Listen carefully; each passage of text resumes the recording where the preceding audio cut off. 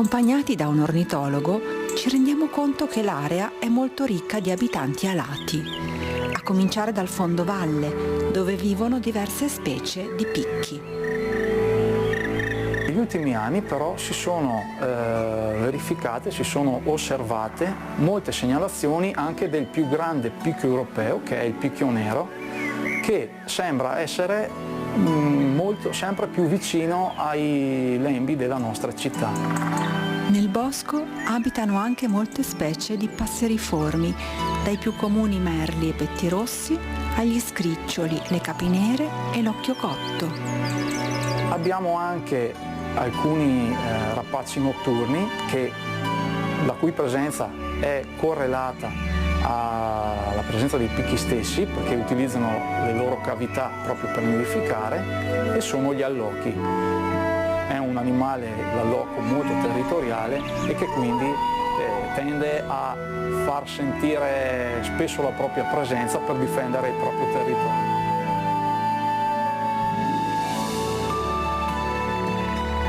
Sulle pareti di roccia, verticali e ricche di cavità, nidificano il falco pellegrino, il corvo imperiale e il picchio muraiolo.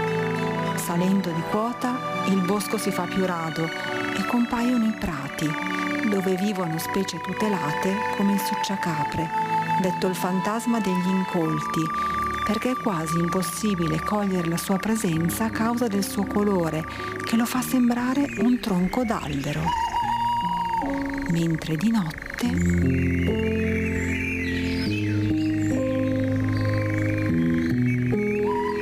notte ecco che la specie diventa attiva, comincia a cacciare insetti e ha un richiamo piuttosto distinguibile e tipico e anche piuttosto insistente, quindi la sua presenza è abbastanza facile da censire. Sempre in questo tipo di habitat è possibile anche udire il richiamo monocorde di un piccolo gufo migratore che arriva dal sud del Sahara e che è l'assiolo, chiamato anche Q, proprio in ricordo del suo verso. Molti lo scambiano per un allarme, però in realtà spesso è questo piccolo strigiforme che sta, diciamo, o richiamando i propri simili oppure difendendo il proprio territorio. E anche noi stiamo difendendo il nostro territorio. Ecco, io mi medesimo con questi bellissimi uccelli, avete visto che meraviglia che abbiamo? E siamo noi, io assieme a voi, perché siete la grande famiglia di Sveglia Veneti, di Media Nord-Est, questa grande famiglia che abbiamo creato, che vogliamo alto. Poi c'è sempre qualcuno che cerca di spararci, di ucciderci, no? Di farsi, proprio di spararci, ma noi vogliamo molto alto. Siamo riusciti veramente a volare talmente alto che abbiamo dei numeri importanti, anzi stiamo triplicando. Intanto vi ringrazio anche per il 5 per 1000, perché anche quest'anno mi darete la possibilità di aiutare le fragilità e questo vi fa onore, ve lo dico, anche perché poi sapete, vi faccio vedere tutto quello che faccio, ma soprattutto l'importanza di capire e di aiutare le fragilità, che sono tantissime. Ad esempio sabato avevo il professor Garattini, ma avevo anche chi difende gli animali, i cani, avete visto questi istruttori cosa hanno detto? E poi c'è sempre l'imbecille di turno che pensa di essere e di fare quello che vuole, pensa che il territorio sia suo. Allora ne parleremo questa mattina con Marco Tappari, presidente Casa di Riposo Villa Belvedere a Crocetta del Montello. Grazie Tappari di essere qui. A voi. Ma saluto anche da Vicenza Renato Frigo, presidente CAI Veneto, Club Alpino Italiano. Grazie Frigo, che piacere rivederci, sono proprio contenta. Buongiorno. Le sono piaciute le immagini che sono partita, Frigo? Meravigliose, meravigliose. Bellissimo. È un bel inizio di mattina. Ecco, ha visto, siamo proprio bravi, e ringrazio anche Mario Spezia che mi ha mandato questi video meravigliosi dell'associazione Il Carpino, perché fa onore, ecco, vedere che ci sono invece associazioni che cercano di dare risposte. Io partirei proprio da Frigo. Presidente, cosa ci dice? Com'è la situazione, questo CAI alpino italiano che sta cercando anche di far capire la pericolosità della montagna, come ci si deve comportare, cosa si deve fare. Invece abbiamo sentito ragazzi col SUV che pensano di essere i numeri uno, di fare quello che vogliono. Questa ragazza arrampicatrice, questa donna che è scivolata, ecco com'è la situazione. Adesso si apre, speriamo, la bella stagione, anche se c'è un freddo canno, insomma, adesso a dicembre, a gennaio. Prego, Frigo. Buongiorno e grazie dell'invito. Allora, sulla situazione che riguarda la montagna, con queste nevicate tardive la montagna assume un aspetto invernale e di conseguenza per andare a frequentare l'ambiente alpino bisogna prestare molta attenzione. Essendo perché la neve crea un ambiente estremamente pericoloso, quindi in montagna soprattutto si corre il rischio che certi sentieri che potevano essere tranquillamente affrontati 10 giorni fa, perché avevamo assaggiato l'inizio di una primavera anticipata, anzi di un'estate anticipata, adesso gli stessi sentieri sono diventati estremamente pericolosi perché coperti da 30-50 centimetri di neve. Quindi andare in montagna bisogna andarci sì, ma con la testa. Quindi non avventurarsi se non adeguatamente preparati, avendo i mezzi, come è già capitato, un'auto su cima grappa che è stata recuperata da parte del soccorso alpino con gli occupanti, poi il quad che andava in giro. Ma al di là di questi fatti, poi bisogna sempre prestare molta attenzione sulla questione riguardante gli incidenti. Allora, tutte le persone che vanno in montagna a un certo livello ovviamente mettono in preventivo che vi possa essere l'incidente. Ovviamente questo fa parte della conoscenza e della formazione che assumono le persone che affrontano la montagna invernale. Nel caso specifico dell'incidente occorso a una nostra socia e fra l'altro istruttrice, la Monica di Castelfranco, questa si tratta di fatalità e la fatalità fa parte della nostra vita. Quindi questa era una persona preparata che fra l'altro istruiva i corsisti della sezione di Castelfranco Veneto, sezione a cui apparteneva, quindi aveva una grande conoscenza dell'ambiente alpino. Però la fatalità è sempre dietro l'angolo, è uno degli aspetti con cui gli alpinisti certo, che affrontano certe difficoltà mettono in conto. È difficile per tutti, è difficile perché questa persona ha lasciato la propria famiglia, i propri amici, la sezione stessa ha lasciato un grandissimo vuoto. Però io ritengo che chi affronta l'ambiente deve mettere in conto anche questo.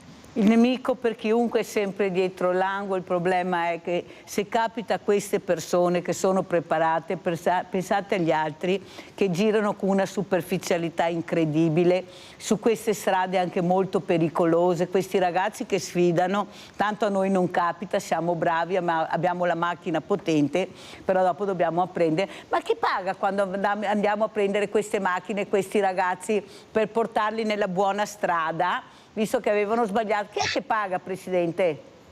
Allora, chi paga? Allora, se il soccorso è un codice bianco, se è un codice bianco viene pagato direttamente dall'interessato, viene pagato.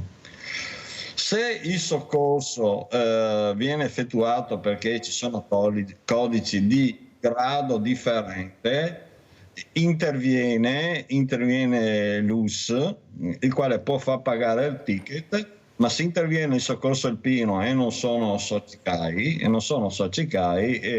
la spesa è a totale carico della persona che viene recuperata. Ovviamente se hanno piantato l'auto in mezzo alla strada perché non riuscivano a recuperarla, lì passa il carro attrezzi e il carro attrezzi costa.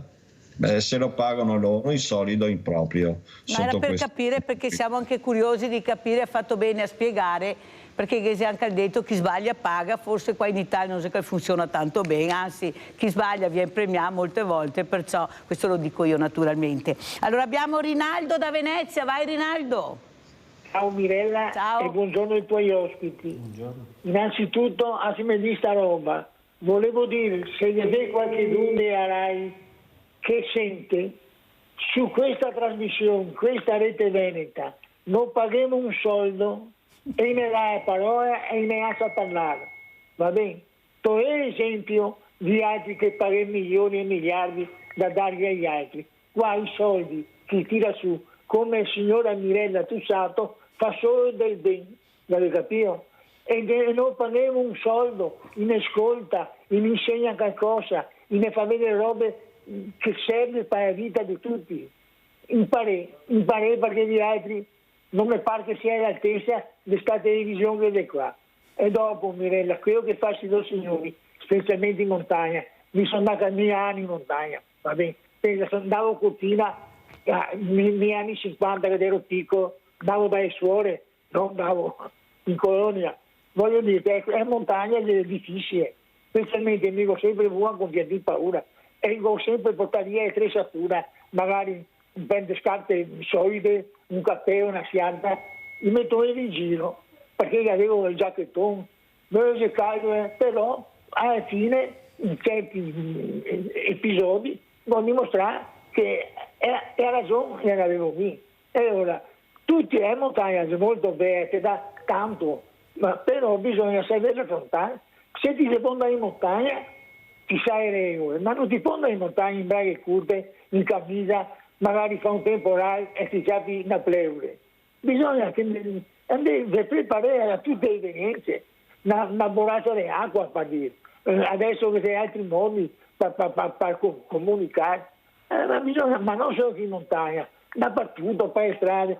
Che avere una vita davanti, che avere da vivere bene, mettevi in testa che per una bravura finisce tutto a 20 anni ti tiri stare. È molto brutto capire perché questi anni, ma però è la vita. Sì, ma taglia però Rinaldo, se no fermo un libro anche stamattina, dai, fai il bravo. Va bene, ciao ai tuoi ospiti, con Mirella. Grazie caro Rinaldo. Allora andiamo a vedere questo video che parla proprio delle nostre fragilità, le nostre preziose fragilità. Andiamo a vedere Storia Villa Belvedere.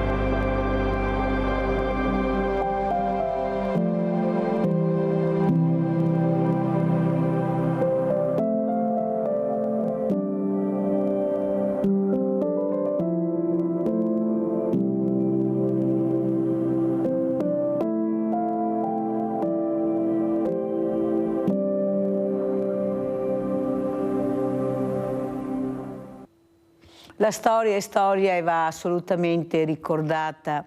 Queste residenze per diversamente giovani, come li chiamo io, perché non tutti sono fuori di testa, non tutti sono alettati, ci sono delle persone che veramente sono all'interno di queste strutture perché sono sole. Ecco, e questo presidente, come altri presidenti, ma questa mattina abbiamo Marco Tappari, ecco, stanno cercando di vincere anche la solitudine nella migliore dei modi, perché possono uscire, possono fare delle gite. Abbiamo visto questa meraviglia della natura. Prego, Presidente Tappari, cosa ci dice? Allora, grazie Mirella, buongiorno a tutti. Per prima cosa, se posso, faccio le condoglianze alla famiglia Reginato, perché Monica era una conoscente da tanti anni e quindi davvero è giusto che sia così. Venendo al tema che hai posto, noi cerchiamo sempre di far sentire i nostri ospiti meno soli. Ti do una notizia in anteprima, la do ai telespettatori, Mirella. Il 18 maggio avremo la festa di primavera dove siete tutti invitati. Bellissima. Perché ci sarà un'occasione più unica che rara, che è quella di visitare il nuovo cantiere, il cantiere della nuova ala di Villa Belvedere, che è in costruzione, tra qualche mese sarà finita, e ne approfittiamo per far vedere a tutta la comunità cosa e come si può fare per alleviare la solitudine degli ospiti. Allora, Presidente, perché invito anche spesso i presidenti delle RSA, perché a mio avviso c'è poca informazione su quelle che sono, cioè culturalmente molti di noi non sono preparati a capire l'importanza invece di queste strutture, di queste residenze, perché forse non siamo... Prima, da pochi anni, entriamo con le telecamere, facciamo vedere, fate delle manifestazioni anche importanti, perciò io spero che un po' alla volta, a parte qualche messaggio negativo che può arrivare, ma il messaggio negativo, l'esempio negativo lo troviamo dappertutto, sono strutture indispensabili. Sì. Voi pensate, quella ragazza, quella signora che mi ha chiamato dicendo guarda Mirella, volevo complimentarmi per un'altra struttura, perché noi andiamo al lavoro, come facciamo? Ma come facciamo ad accudire la nostra mamma? Certo. Accudirla bene? Siamo tutti fratelli che lavorano, non ce la facciamo. Lei va curata anche alla notte, come facciamo? Perciò capite che ci sono situazioni e situazioni.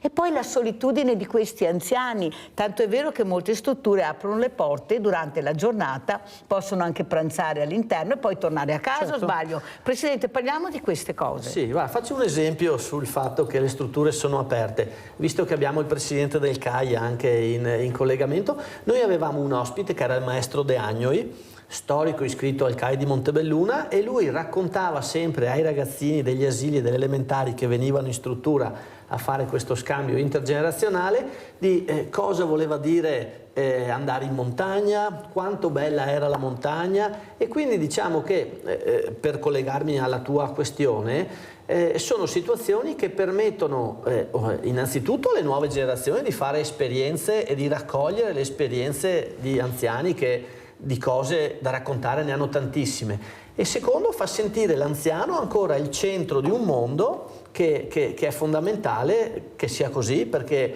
per combattere la solitudine non c'è cosa migliore che allenare la propria testa, ma facendo vedere che si può fare qualcosa ancora per gli altri, e questo penso che succeda sempre. Hai citato i pranzi, noi ad esempio a Pasqua abbiamo aperto i familiari, abbiamo fatto il pranzo all'interno con i familiari. Cito un'altra iniziativa che facciamo. Vediamo anche delle foto che ha mandato anche il Presidente, così vediamo anche le foto, prego. Sì. Facciamo, per dire, una volta al mese facciamo l'iniziativa dei pranzi territoriali regionali, no? Gli ospiti. Qui cosa stiamo vedendo ad esempio, Presidente? Vabbè, questa è la struttura all'esterno, abbiamo una bellissima chiesa che è la chiesetta di San Nicolò, e qui c'è lo sviluppo della struttura che si sviluppa in 3 piani fuori terra e un piano sottoterra. Ecco, questa parte che vedete adesso è interdetta in questo momento dal cantiere, perché il cantiere di fatto raddoppia la struttura e andremo potenzialmente ad avere 200 posti letto, che credetemi sembrano tanti, ma per le richieste che ci sono davvero... Senta, Presidente Tappari, siccome sa che a me piace fare le domande, anche quelle un po' imbarazzanti, ma sono fatte così ed è giusto che sappiamo, Ma perché siamo arrivati a un punto nel 2024 dove mancano le cose essenziali, mancano le strutture essenziali? Eppure, siccome tutti abbiamo una data di nascita e sappiamo anche che da anni che la denatalità stava aumentando, mi ricordo il dottor Busato che sperava tanto con la pandemia che andassero molti uomini a letto con le loro mogli e le loro compagne, facessero tanti bambini. È successo tutto l'incontrario, più divorzi e separazione che resto, ma non importa. Come si può pensare nel 2024 che andiamo nella Luna, che parliamo di intelligenza artificiale, di non renderci conto invece che avevamo bisogno di queste strutture, e non solo, e di queste figure all'interno che sono gli OSS, gli infermieri, i medici. Cosa è successo secondo lei, Presidente? Allora, io credo che la risposta sia complessa, cioè non c'è una risposta facile a una domanda di questo tipo. È chiaro che la programmazione che nasce a livello nazionale, regionale e giù, da qualche parte qualche buco deve averlo fatto sostanzialmente, perché, per dire, io faccio sempre l'esempio, 10 anni fa si faceva un concorso per infermieri, per un posto infermieri si presentavano 50-60 persone. L'anno scorso abbiamo fatto un concorso per 3 posti da infermieri, di fatto non si è presentato nessuno, li abbiamo dovuti andare a prendere dal Brasile, cioè voglio dire, e quindi, ma questo è l'esempio dell'infermiere, la stessa cosa vale per gli OSS, ma io credo che hai toccato un tasto, vero Mirella? Si fa fatica a trovare anche il muratore, si fa fatica a trovare il pizzaiolo, si fa fatica a trovare il cameriere, l'insegnante, quindi voglio dire, davvero credo che sia necessario una politica vera di incentivazione e sostegno alle nascite e alle famiglie, perché diceva prima il telespettatore, la Mirella fa del ben e siamo tutti grati alla Mirella che faccia del ben, ma bisogna che ci sia davvero politicamente chi sostiene il bene e le famiglie italiane, perché il problema del fine vita, il problema dell'anziano è solo la fine di un percorso, ma ci devono arrivare a quella fine, in mezzo c'è tutto il percorso di vita. Oggi le famiglie vanno sostenute in questo. Però vanno sostenute, ma le rette sono alte e molti non riescono a pagare, e per entrare su questo contributo non è di sicuro semplice e facile. E allora come si fa a capire che è una mancata programmazione ma anche mancanza di soldi? Come fa una famiglia a pagare una retta di 3.000 euro, 2.600, 3.000 conforme? Ecco, cosa vorrebbe dire la politica? Perché adesso noi parliamo molto di elezioni europee, ci sono regioni che sono andate al voto, ci saranno anche dei comuni. Ecco, cosa vorrebbe chiedere lei alla politica, a quella politica che è nella stanza dei bottoni, che dovrebbe risolvere questi problemi, che forse non ha sentito bene perché non ha ascoltato, ha solo sentito e non ha ascoltato? Cosa chiederebbe, Presidente?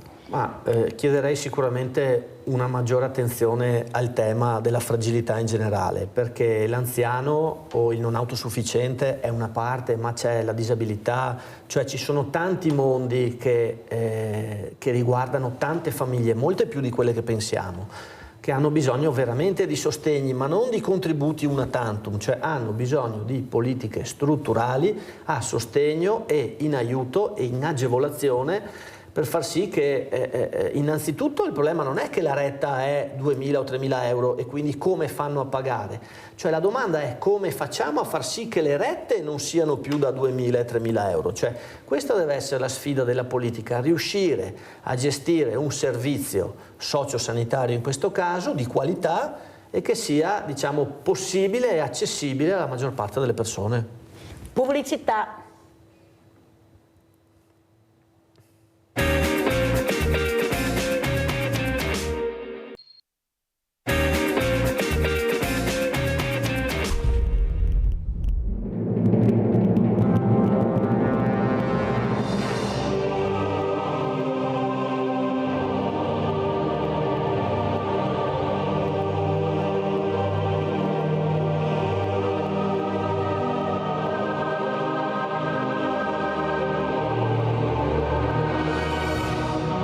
William Blake, il grande poeta inglese del XIX secolo, scriveva: «Quando uomini e montagne si incontrano, grandi cose accadono».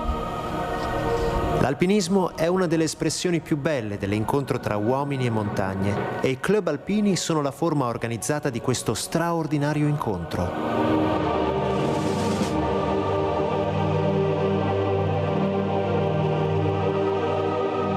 Il 23 ottobre 1863 a Torino nasce il Club Alpino. Quel giorno, in una sala del Castello del Valentino, Quintino Sella e altri 5 soci firmano il primo statuto.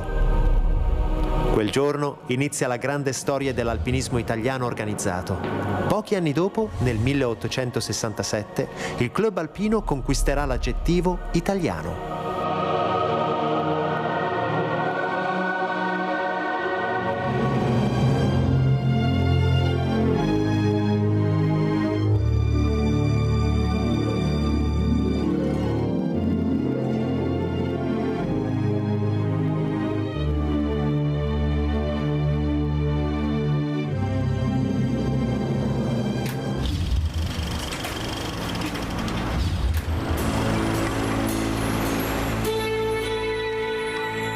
Agli appassionati di montagna, il CAI fa una proposta di valori e di approccio alla frequentazione delle terre alte. Una concezione che privilegia la fruizione lenta, non frenetica, dell'avventura.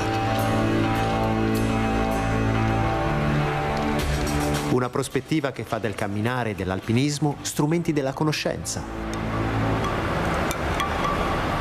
Una proposta di valori con al centro la responsabilità individuale, la solidarietà, la socialità e l'impegno per la montagna e l'ambiente.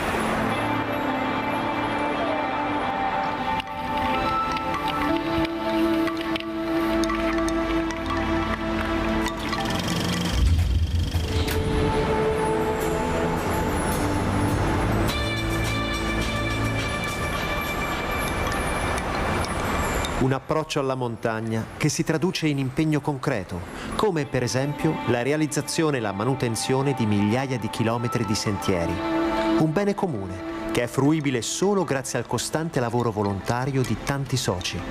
Un patrimonio culturale unico in Italia che il CAI mette a disposizione del Paese.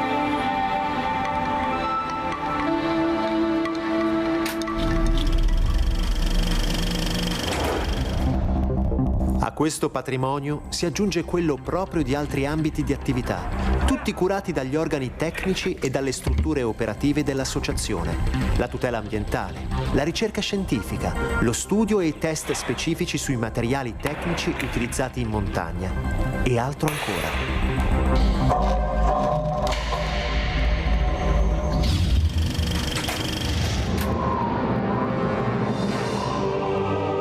Walter Bonatti, tra i grandissimi alpinisti di sempre, amava dire che la montagna ha il valore dell'uomo che vi si misura, altrimenti di per sé essa non sarebbe che un grosso mucchio di pietre.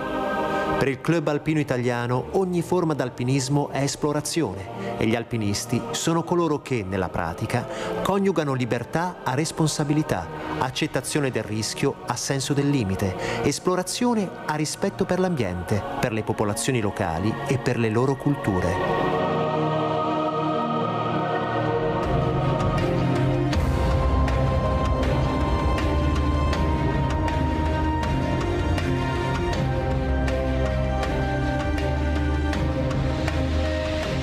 Chi ama la montagna non può che amare l'avventura, ma l'avventura non è mai priva di rischi. Per Reinhold Messner il fascino delle montagne è dato dal fatto che sono belle, grandi e pericolose.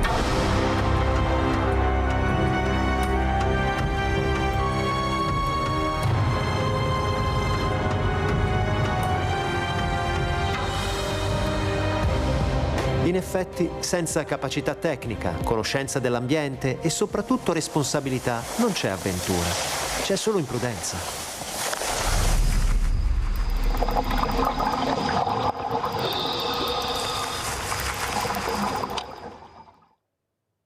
Presidente Frigo, siamo senza parole, io anche Tapari, penso anche a casa, perché sono delle immagini che rifarò vedere, la ringrazio Frigo di averle mandate, perché riusciamo a capire quanto belli siamo, sì. Quanto belli siamo. Non a caso abbiamo le montagne protette dall'UNESCO, non so cosa che serve a sto UNESCO, però Presidente ogni tanto se mi lo spiegasse forse andaria anche meglio. Però siamo così, ma soprattutto la bellezza e la fatica, perché si parlava col Presidente Tapri, ci vuole una passione veramente estrema per fare queste scalate, però Presidente qualcuno ha pensato di arrivarci con l'elicottero.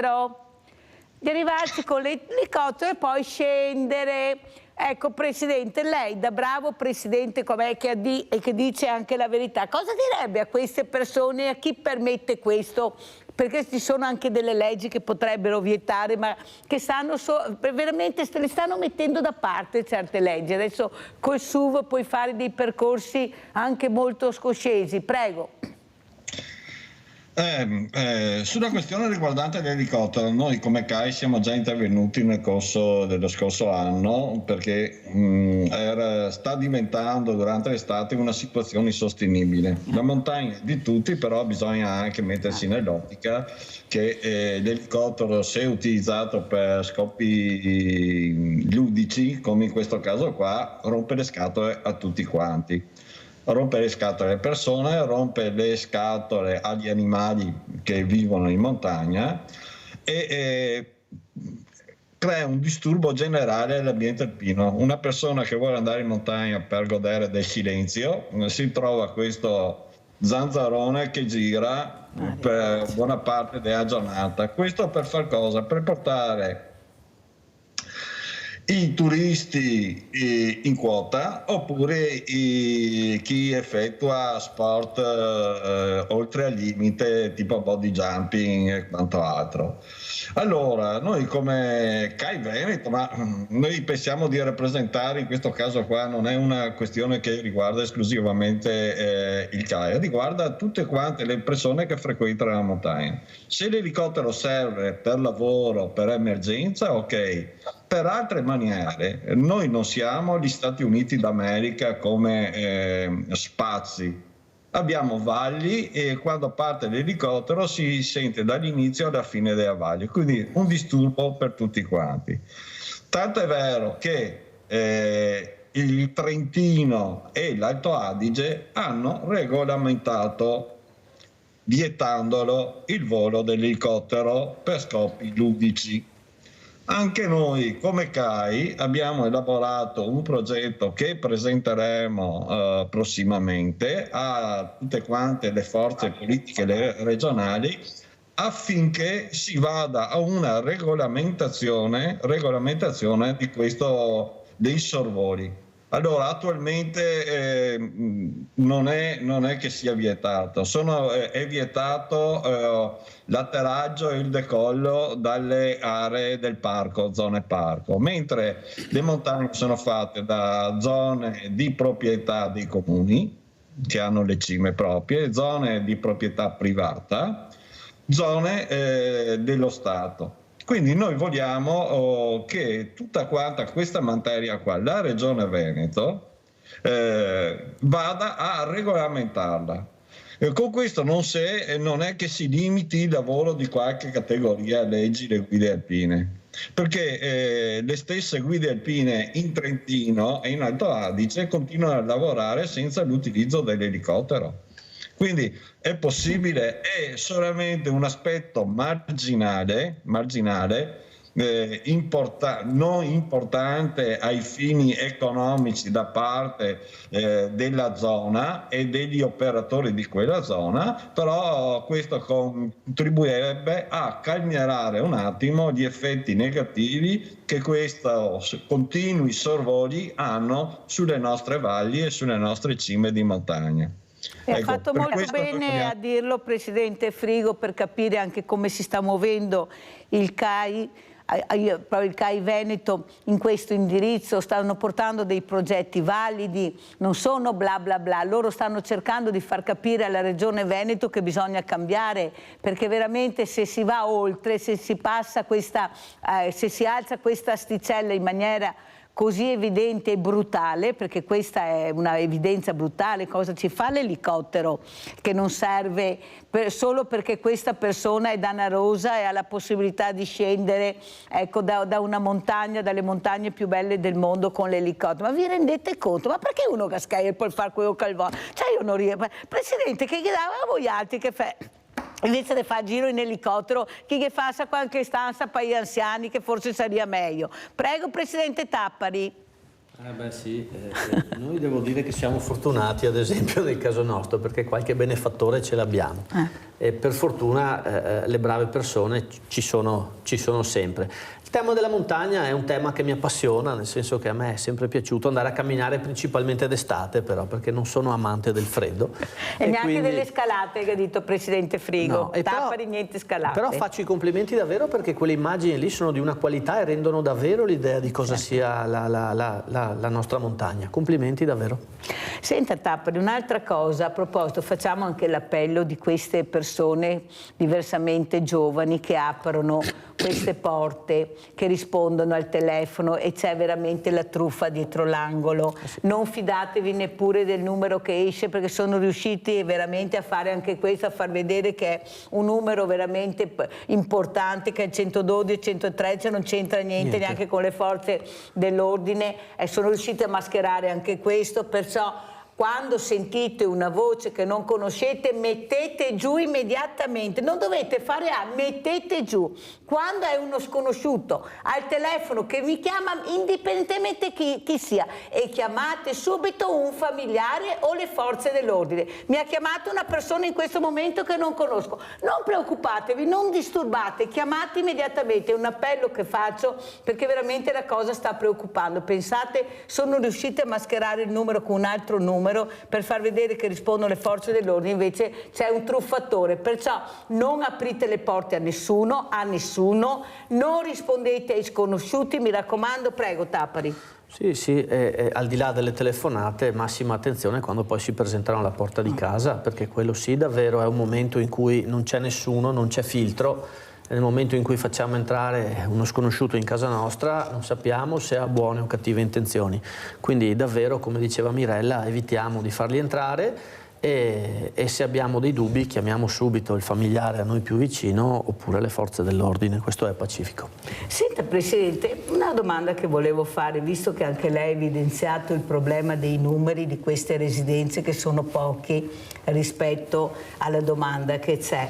Noi abbiamo una montagna di ville venete abbandonate. Ne cito una, ad esempio, Villa Franchetti sul Teraglio, che era della Cassamarca, poi è passata al comune, alla provincia. Fatto sta che è sola, abbandonata, e sono residenze, a mio avviso, che sarebbero utilissime per queste realtà. Perché non si punta anche questo? Ma perché si parla sempre di costruire del nuovo, di fare, quando abbiamo queste diversamente giovani che vivrebbero anche con un co-housing, ad esempio, queste residenze, ecco, che diventano anche autonomi, perché è quello che serve.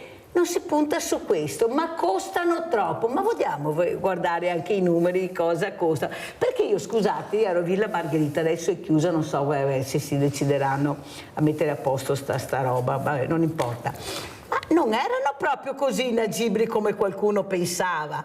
Qualcuno punta sull'inagibilità, però non ce le fanno vedere, non ci dicono perché, però quando uno apre un grande ristorante a 5 stelle diventa agibile tutto, all'improvviso, per le fragilità non si è mai agibile niente, però per i 5 stelle, gli alberghi, tutte queste cose bellissime, naturalmente, tanto di cappello, però diventa tutto agibile. Ci vuole spiegare perché per il diversamente giovane o per fragile queste strutture non vengono mai prese in considerazione? Ma allora, il tema è delicato, è chiaro che ci sono fragilità e fragilità. Se parliamo di anziani non autosufficienti, hanno bisogno di servizi, hanno bisogno di ossigenoterapia permanente, hanno bisogno di strutture di un certo tipo. Diverso è il tema che toccavi tu, Mirella, cioè non tutti sono allettati gravi, ma ci sono situazioni di persone che magari sono da sole, anziane, e piuttosto che vivere da sole potrebbero essere messi in contesti in comune. A quel punto lì una ristrutturazione del patrimonio immobiliare potrebbe essere una buona soluzione. Poi è chiaro che, sai, tocchi il tema di una villa, ci sono una serie di vincoli che sono infiniti, però l'idea potrebbe essere di ovviamente non farlo in tutte, ma sceglierne magari qualcuna per area, per zona. Quelle messe meglio, ad esempio. Quelle che hanno magari necessità di interventi di minore impatto, di minore portata, e provare e provare un servizio di questo tipo. Sì, potrebbe essere davvero un'idea interessante. Ma le ho solo io le idee oppure che vi anche a qualcun altro, Presidente? No, perché a questo punto mi viene anche a sti dubbi chi che paghiamo ad esempio, che devo avere anche qualche idea per fare questo. Lo so che metti in imbarazzo Tappari, ma no, mi piace perché dopo che coraggio anche di rispondere, no? No, ma rispondo volentieri, Mirella, faccio l'amministratore pubblico. Allora, le idee sono belle e servono però una serie di situazioni per portarle avanti. Faccio un esempio stupido, Mirella. La casa di riposo Villa Belvedere a Crocetta ha 2 zone. Una zona, piuttosto che essere messa a norma sismica, ci è costato meno costruire un'ala nuova. E ci è costato meno, è tutto da capire, perché siamo partiti con l'opera che sarebbe dovuta costare, 2 milioni di euro. Una pandemia, 2 guerre, bollette, aumento delle materie prime, siamo arrivati a 4 milioni rotti, quindi voglio dire... E non è ancora finita. Il doppio e mezzo. Per fortuna, toccando ferro, facendo gli scongiuri imprevisti, non ce ne abbiamo avuti, però dico che comunque se avessimo ristrutturato o messo a norma sismica avremmo avuto un preventivo che sarebbe comunque raddoppiato anche quello. Quindi, sai, l'idea poi ha necessità di tutto lo sviluppo anche amministrativo, tecnico-amministrativo, che non sempre stabilisce che la nostra idea sia realizzabile. Però ci sono situazioni dove potrebbe valer la pena e dove varrebbe la pena anche investire, perché adesso la butto lì, un conto è avere un co-housing in una struttura condominiale dove c'è un appartamento, un conto è avere un co-housing dove hai uno spazio aperto da poter gestire, e anche una vivibilità di un certo tipo per l'anziano, ripeto, autosufficiente, e potrebbe davvero essere interessante. E magari mettere dentro anche un asilo, come si fa nel resto d'Europa in certi paesi. Pensate, questi spazi enormi che continuano a passarseli uno con l'altro, abbandonati a se stesse, che vanno proprio nel degrado, e poi qualcuno vende. Ma il politico passa, io dico sempre, Tappari, ma noi rimaniamo, è nostro, il patrimonio è nostro. Loro dovrebbero investire sul patrimonio che questi mecenati ci hanno lasciato, perché è di tutti il patrimonio, non è del politico. Ecco, cosa ne pensa Presidente Frigo? Il patrimonio è di tutti, come le montagne sono di tutti quanti. Esatto. C'è un problema, no? Cioè, noi alla fine del mese a metà del mese di settembre faremo il raduno di tutte quante le sezioni che seguono tutto quanto l'aspetto della montagna accogliente e inclusiva. Uno dei problemi che abbiamo trovato riguardano le stanze accessibili. Ed è un problema enorme questo, perché c'è tutto quanto un mondo, il mondo dell'handicap, delle persone con limitazioni motorie soprattutto, che fa difficoltà a trovare alloggio presso i nostri hotel, alberghi. Cioè diremo ancora una volta, tutte quante le persone che hanno delle limitazioni fanno difficoltà ad andare in ferie, perché non trovano adeguate abitazioni che li possano accogliere. Allora lo dico io, Presidente, parentesi, parliamo di Paralimpiadi, di questi ragazzi che dovrebbero arrivare a fare questi sport e non abbiamo gli alberghi e gli hotel adatti. Pensate, però facciamo qualcos'altro. Prego, Presidente. E questo è un aspetto. E il secondo aspetto è la questione che riguarda la gestione del bene pubblico, che come lei ha detto giustamente è un bene di tutti quanti. Allora, qua mi riallaccio a ciò che aveva detto in precedenza, le Dolomiti sono patrimonio dell'umanità, però le Dolomiti hanno tolto da essere patrimonio dell'umanità le valli delle Dolomiti, ci sono solamente gli aspetti che riguardano le rocce, patrimonio dell'umanità. È stata fatta una scelta per non costringere le persone che vivono nelle valli a un eccesso di regole, mentre sono date per quello che riguarda le cime, la parte rocciosa delle montagne, e su questo loro tutelano questa parte rocciosa delle montagne. Però la tutela avviene se c'è una grande sensibilità da parte delle persone, perché se questa tutela viene sentita, fatta propria dalle persone che vivono la montagna o che non vivono la montagna, hanno a che fare con la montagna, questo è un patrimonio che rimane. Altrimenti questo patrimonio viene attaccato in tutte le parti, in tutte le maniere, cioè i nuovi assalti alla montagna, che è ciò che stiamo vedendo. I nuovi assalti, vi sono delle esigenze sicuramente di ordine economico, però vi sono anche delle esigenze di tutelare la montagna. Su questo ci sono due sensibilità differenti. Le persone maggiormente sensibili che intendono preservare la montagna da questi attacchi, perché patrimonio di tutti quanti è ciò che lasceremo al futuro, e persone con una diversa sensibilità che vogliono accedere a questo patrimonio per ricavarne un reddito importante. Ecco, bisogna commisurare, ovvero dire sensibilizzare le persone che hanno minor sensibilità affinché certi patrimoni debbano rimanere proprietà di tutti quanti e lasciati alle nuove generazioni. Se noi non facciamo questo, continueremo a perdere. Sa, Presidente, intanto che parlava di queste stanze che non ci sono per le fragilità, mi è venuto in mente che stanno facendo invece le stanze panoramiche per qualcuno a delle altitudini veramente incredibili, perciò capite che qualcuno dove vuole andare a parare, sempre sul business, non aiutare le fragilità. Andiamo a vedere il secondo video che ha mandato il Presidente Frigo del CAI, perché è bellissimo, andiamo a vedere.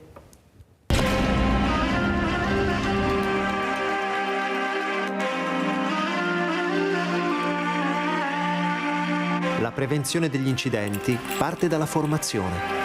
Che si tratti di alpinismo o speleologia, di arrampicata su roccia o ghiaccio, di escursionismo o di ferrate, di sci alpinismo o cicloturismo.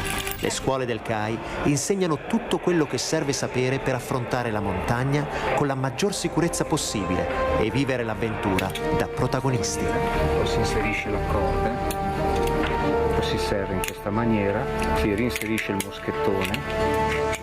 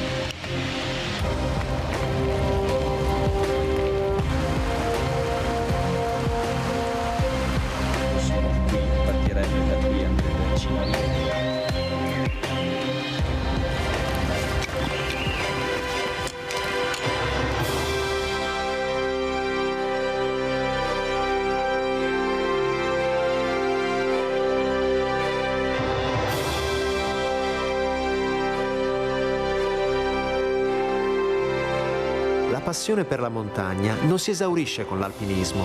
Le terre alte sono luoghi pieni di storia e di culture. Sono però territori fragili, nei quali la vita è più difficile che in pianura.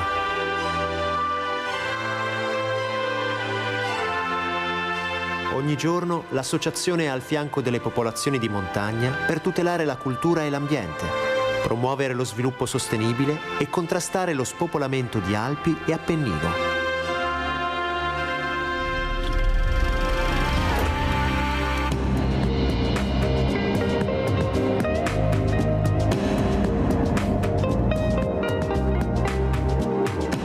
Oltre 300.000 soci, più di 800 tra sezioni e sottosezioni e oltre 750 tra rifugi e bivacchi. E ancora le scuole tecniche, le commissioni e le strutture operative e quelle grandi realtà d'eccellenza che sono gli accademici, le guide alpine, il soccorso alpino e speleologico, fanno del CAI una grande realtà associativa radicata in tutto il territorio italiano.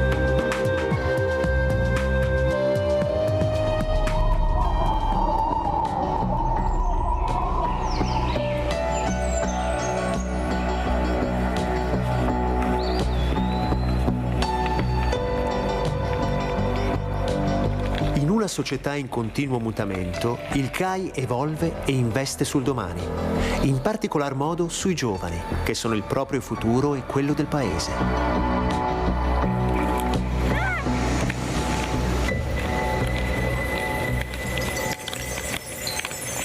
L'associazione è sempre aperta al nuovo, mantenendo la propria capacità critica senza mai derogare ai propri valori fondativi e restando sempre la sentinella della montagna, come l'ha definita lo scrittore Paolo Rumiz.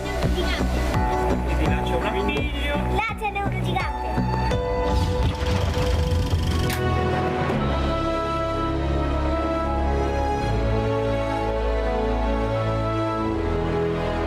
Chi più alto sale, più lontano vede. Chi più lontano vede, più a lungo sogna. Amava ripetere Felice Bonaiti, un alpinista molto attento ai problemi della montagna. Generazione dopo generazione, negli occhi e nel cuore dei soci CAI, la passione, l'impegno per la montagna e i 1000 sogni dell'alpinismo restano intatti.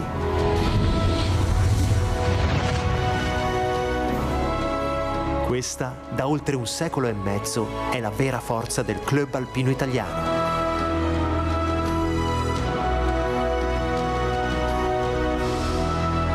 Avventura, formazione, cultura. Complimenti Presidente Frigo, siamo a bocca aperta delle immagini, un video meraviglioso, ma soprattutto l'uomo sale sempre più in alto e l'animale deve scendere sempre più in basso, perché qualcuno ha invaso il loro territorio. Era loro il territorio, non era nostro, siamo noi che siamo arrivati là. Ecco, com'è la situazione? Perché qua si continua a sentire che si vuole uccidere, via gli orsi, via tutto, perché danno fastidio, sono pericolosi, eppure in Canada convivono da anni e anni con gli orsi, con gli animali, con i lupi. Noi non riusciamo a convivere più con nessuno, neanche fra di noi, perché guardate cosa stiamo facendo. Prego Presidente, come commenta e come ci saluta? Sulla questione degli... Allora, va chiarito un aspetto secondo me dove partire. Perché c'è stato questo incremento qua degli animali selvatici? Perché in Italia negli ultimi 20 anni abbiamo avuto un fortissimo incremento delle superfici boscate, tanto è vero che siamo i secondi in Europa come superficie boscata. Questo non è dovuto a una politica fatta da parte del governo, da chissà che altro, sia regionale che nazionale, è dovuto all'abbandono delle terre alte in buona sostanza. Questo cosa ha favorito? Ha favorito innanzitutto che tutti quanti gli ungolati, ovvero dire i cervi, i camosci, i caprioli, sono aumentati in maniera estremamente importante e li vediamo soprattutto nel bellunese, vediamo quello che avviene, che spesso capitano incidenti in quanto il numero di questi animali è aumentato. Dall'altra parte i lupi presenti in Italia, soprattutto nel centro Italia, e ridotti alla fame per mancanza di prede, si sono sostenute grazie soprattutto alle discariche e hanno iniziato ad aumentare. Più viene abbandonata la montagna, più aumentano gli ungulati e più il lupo ha iniziato a seguire questi ungulati. Quindi è aumentato il lupo. Sono aumentate in altre località, sono aumentate quando sono stati reintrodotti, questo in Trentino, gli orsi sono stati reintrodotti, hanno trovato un habitat importante e sono aumentati, quindi tutti quanti sono aumentati. E questo è un aspetto, quindi nessuno ha fatto niente fatto salvo averli tutelati in una prima fase, perché dovevano essere tutelati perché facendo parte del nostro patrimonio erano stati tutelati. Adesso c'è il problema, e sicuramente siccome il lupo è un animale molto intelligente, e quando vedi un gregge è come se andassimo dentro al supermercato, va a prendersi le cose che dove si fa meno fatica si fa a mangiare. Grazie Presidente, devo chiudere perché ho terminato il tempo, ma grazie anche per quello che ha detto, dobbiamo riflettere su questo. Guardate che se va avanti così io non so che futuro lasceremo e cosa lasceremo ai nostri ragazzi e questi bambini che invece amano la natura. Grazie veramente Presidente Frigo. Allora, Presidente Tappari, anche lei con le fragilità, abbiamo sentito varie fragilità questa mattina, come vuole salutarci? Io vi saluto con un messaggio di gioia, vi aspetto sabato 18 maggio alle 9 a Villa Belvedere, tutti presenti, mi raccomando. Grazie anche a Marco Tappari, Presidente Casa di Riposo Villa Belvedere a Crocetta del Montello, e ancora grazie a Renato Frigo, Presidente CAI Veneto, Club Alpino Italiano. Grazie, pubblicità.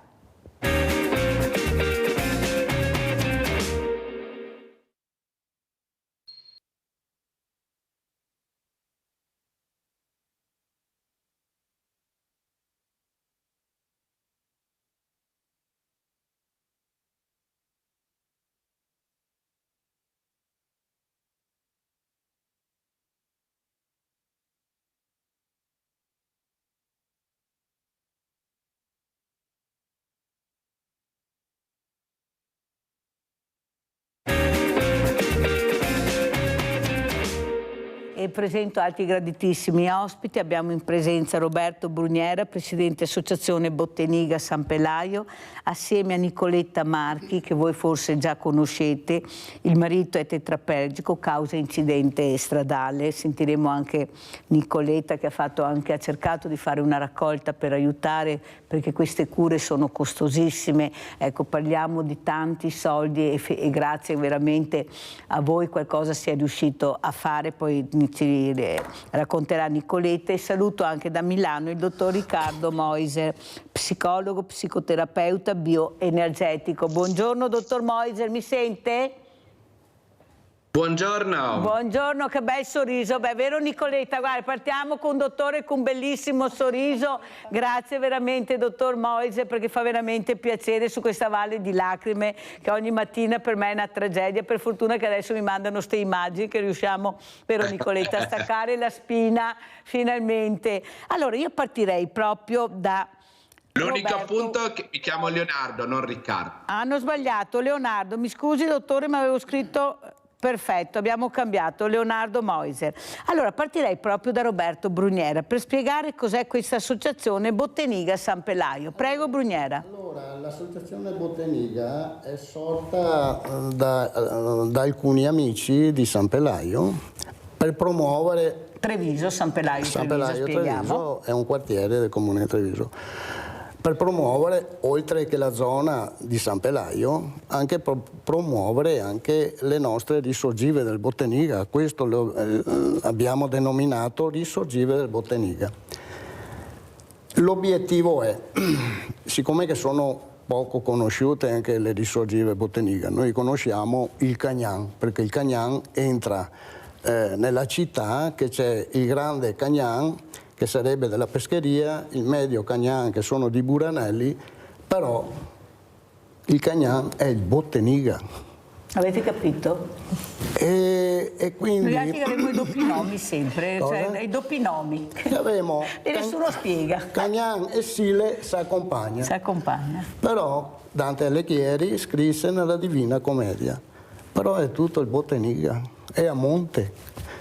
E quindi noi abbiamo promosso, facendo anche delle attività, facendo capire anche agli amministratori che il Botteniga, intanto non dico che è sporco, però bisogna renderlo visibile.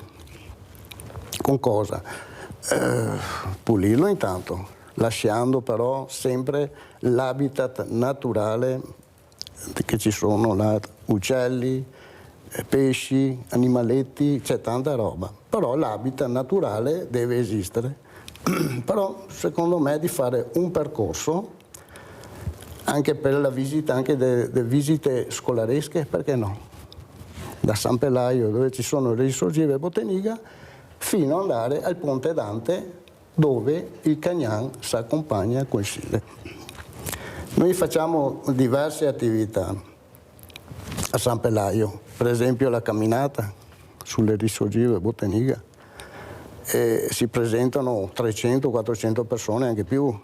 L'ultima che abbiamo fatto è stata che dopo l'iscrizione va devoluta sempre a persone che ha bisogno, per esempio a Nicoletta. Allora sentiamo anche Nicoletta, perché è qui assieme a Bruniera questa mattina. Prego, Nicoletta Marchi.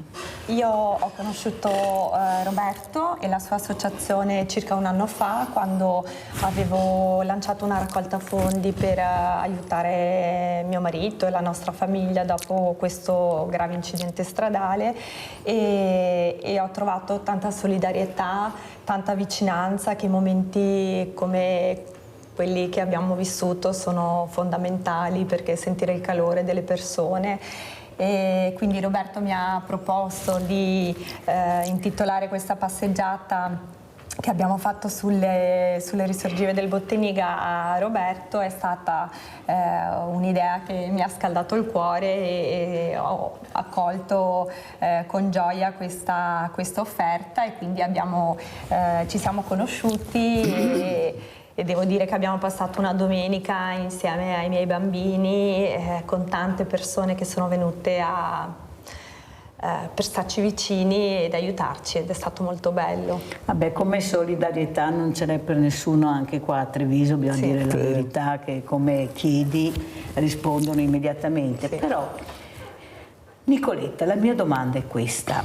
Io ho cercato di unire quelle associazioni, lo dico anche a Bruniera, che, come dice anche lui spesso, e da tante associazioni, da tanti presidenti, non sono ascoltate. Cioè li sentono qualche volta, ma non fanno parte dei tavoli importanti dove si decidono anche di fare certe cose, non hanno la visibilità che dovrebbero avere, perché parliamo di volontariato vero di prima linea.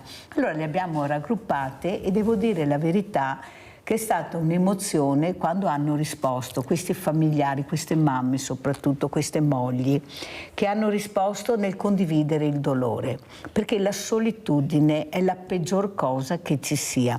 Ecco, questo col dolore condiviso, questo abbraccio che si sono date tra mamme, tra mogli, tra sorelle, ha fatto capire quanto importante è l'unione. Ecco, stare assieme, condividere questo dolore che è immenso, che non passerà mai, perché sono dolori devastanti, non solo, come ha detto una mamma, per me, ma anche per i miei figli, che non hanno più il fratello o la sorella. Qui nessuno pensa a questo, invece bisogna lavorare anche sui figli. Sentiamo cosa ne pensa anche il dottor Moiser. Prego, dottor Moiser. Sicuramente concordo appieno con quello che ha appena detto. La vicinanza è la cosa più importante. Una lacrima pianta da sola non ha senso. Le lacrime che curano sono le lacrime piante con qualcuno che ti tiene nella mano. Il conforto di avere persone accanto, il conforto di avere persone vicine, magari che hanno anche passato sono passate per le stesse situazioni, sicuramente allevia molto. Per questo io sono un forte sostenitore dei lavori di gruppo, dei lavori proprio in cui le persone possano sentire la vicinanza, perché spesso i dolori più grandi arrivano nelle relazioni, ed è nelle relazioni che si possono curare. Dottor Moiser, nelle relazioni si possono curare. Lei si occupa anche, come ho spiegato, lei è un psicoterapeuta bioenergetico. Ecco, spieghiamo qual è anche il suo lavoro. Prego, dottor Moiser. La bioenergetica è una branca della psicoterapia nata dal lavoro di Alexander Lowen, che è stato un allievo di Sigmund Freud, per cui la base è quella psicanalitica, ma introduce un pezzo importantissimo che è quello del corpo. Noi non ci relazioniamo con la mente, noi ci relazioniamo con dei corpi. Appena è partita la telefonata, lei subito ha detto: ah, che bel sorriso, e già questo crea una relazione. Presentarmi e muovermi nel mondo con un sorriso, o muovermi nel mondo tutto corrucciato, chiuso, muove delle cose, muove in me delle emozioni, muove negli altri delle reazioni. La bioenergetica semplicemente ci aiuta ad osservare come noi ci muoviamo nel mondo, come il nostro corpo si muove nel mondo e quali sono le emozioni che sostengono quel modo di muoversi nel mondo, e propone tutta una serie di esercizi, di lavori psicologici, di osservazioni che aiutano a muoverci nel mondo in una modalità più libera. Abbiamo Vladimiro da Rovigo. Ciao Vladimiro, ben arrivato. Grazie, ciao Mirella. Volevo fare una domanda al tuo ospite, quello che parlava del Botteniga. Sì. No, lo faccio perché mi abito in Polesine, a Rovigo, quindi so attirare particolarmente da questi aspetti fluviali, diciamo così. Sono a leggere in Wikipedia, no, sul fiume Botteniga, quello che scrive.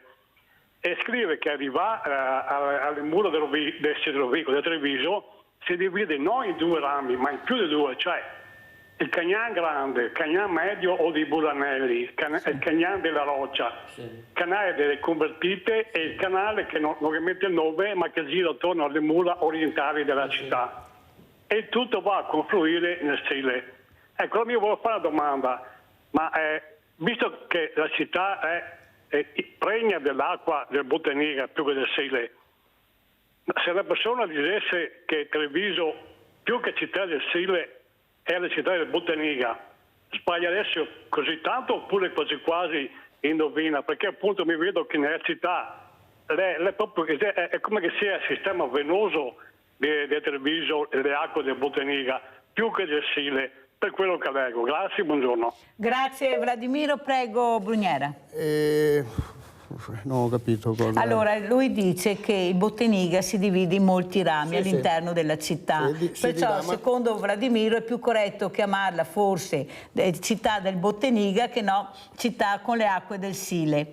Ma il Botteniga poi si dirama, il Ponte della Pria si dirama e ha preso questi nomi e quindi... Però è vero quello che dice anche Vladimiro, perché in effetti se tu vieni a Treviso circondata dalle acque ma soprattutto dal Botteniga. Noi abbiamo tantissimi fiumi, ma veramente tantissimi, non vengono mai nominati. Penso alla Storga ad esempio, che anche la Storga si divide in tanti canali, però è il Sile perché è il più grande fiume d'Europa, forse anche quello. È come qualcuno che nasce magari un paesino come una grande scrittrice, invece di scrivere la città o il paese, lui ha scritto Venezia, perché Venezia è conosciuta nel mondo e questo paese, Mario, questa cittadina non è conosciuta, allora si usano i grandi nomi. Cosa dici? I grandi nomi soprattutto per far capire l'importanza invece e la sensibilità che, come diceva il dottor Moiser, di stare vicino alle persone e di capire l'importanza anche dell'ambiente, della natura. Non a caso il dottor Moiser ha parlato di questo bioenergetico, cioè una cosa che ti rigenera. Ecco, quanto è importante la natura. E come è vissuto Nicoletta questo marito e come sta vivendo adesso? Perché l'importanza anche di far capire, di uscire, di respirare, di vivere una quotidianità che fa fatica ad arrivare come prima. Prego. Allora, sicuramente la passeggiata sulle risorgive è stato un momento oltre molto bello di vicinanza, anche di respirare in maniera profonda e sentire questo contatto con la natura che comunque ti fa sempre aprire la mente, sentire in pace con se stessi.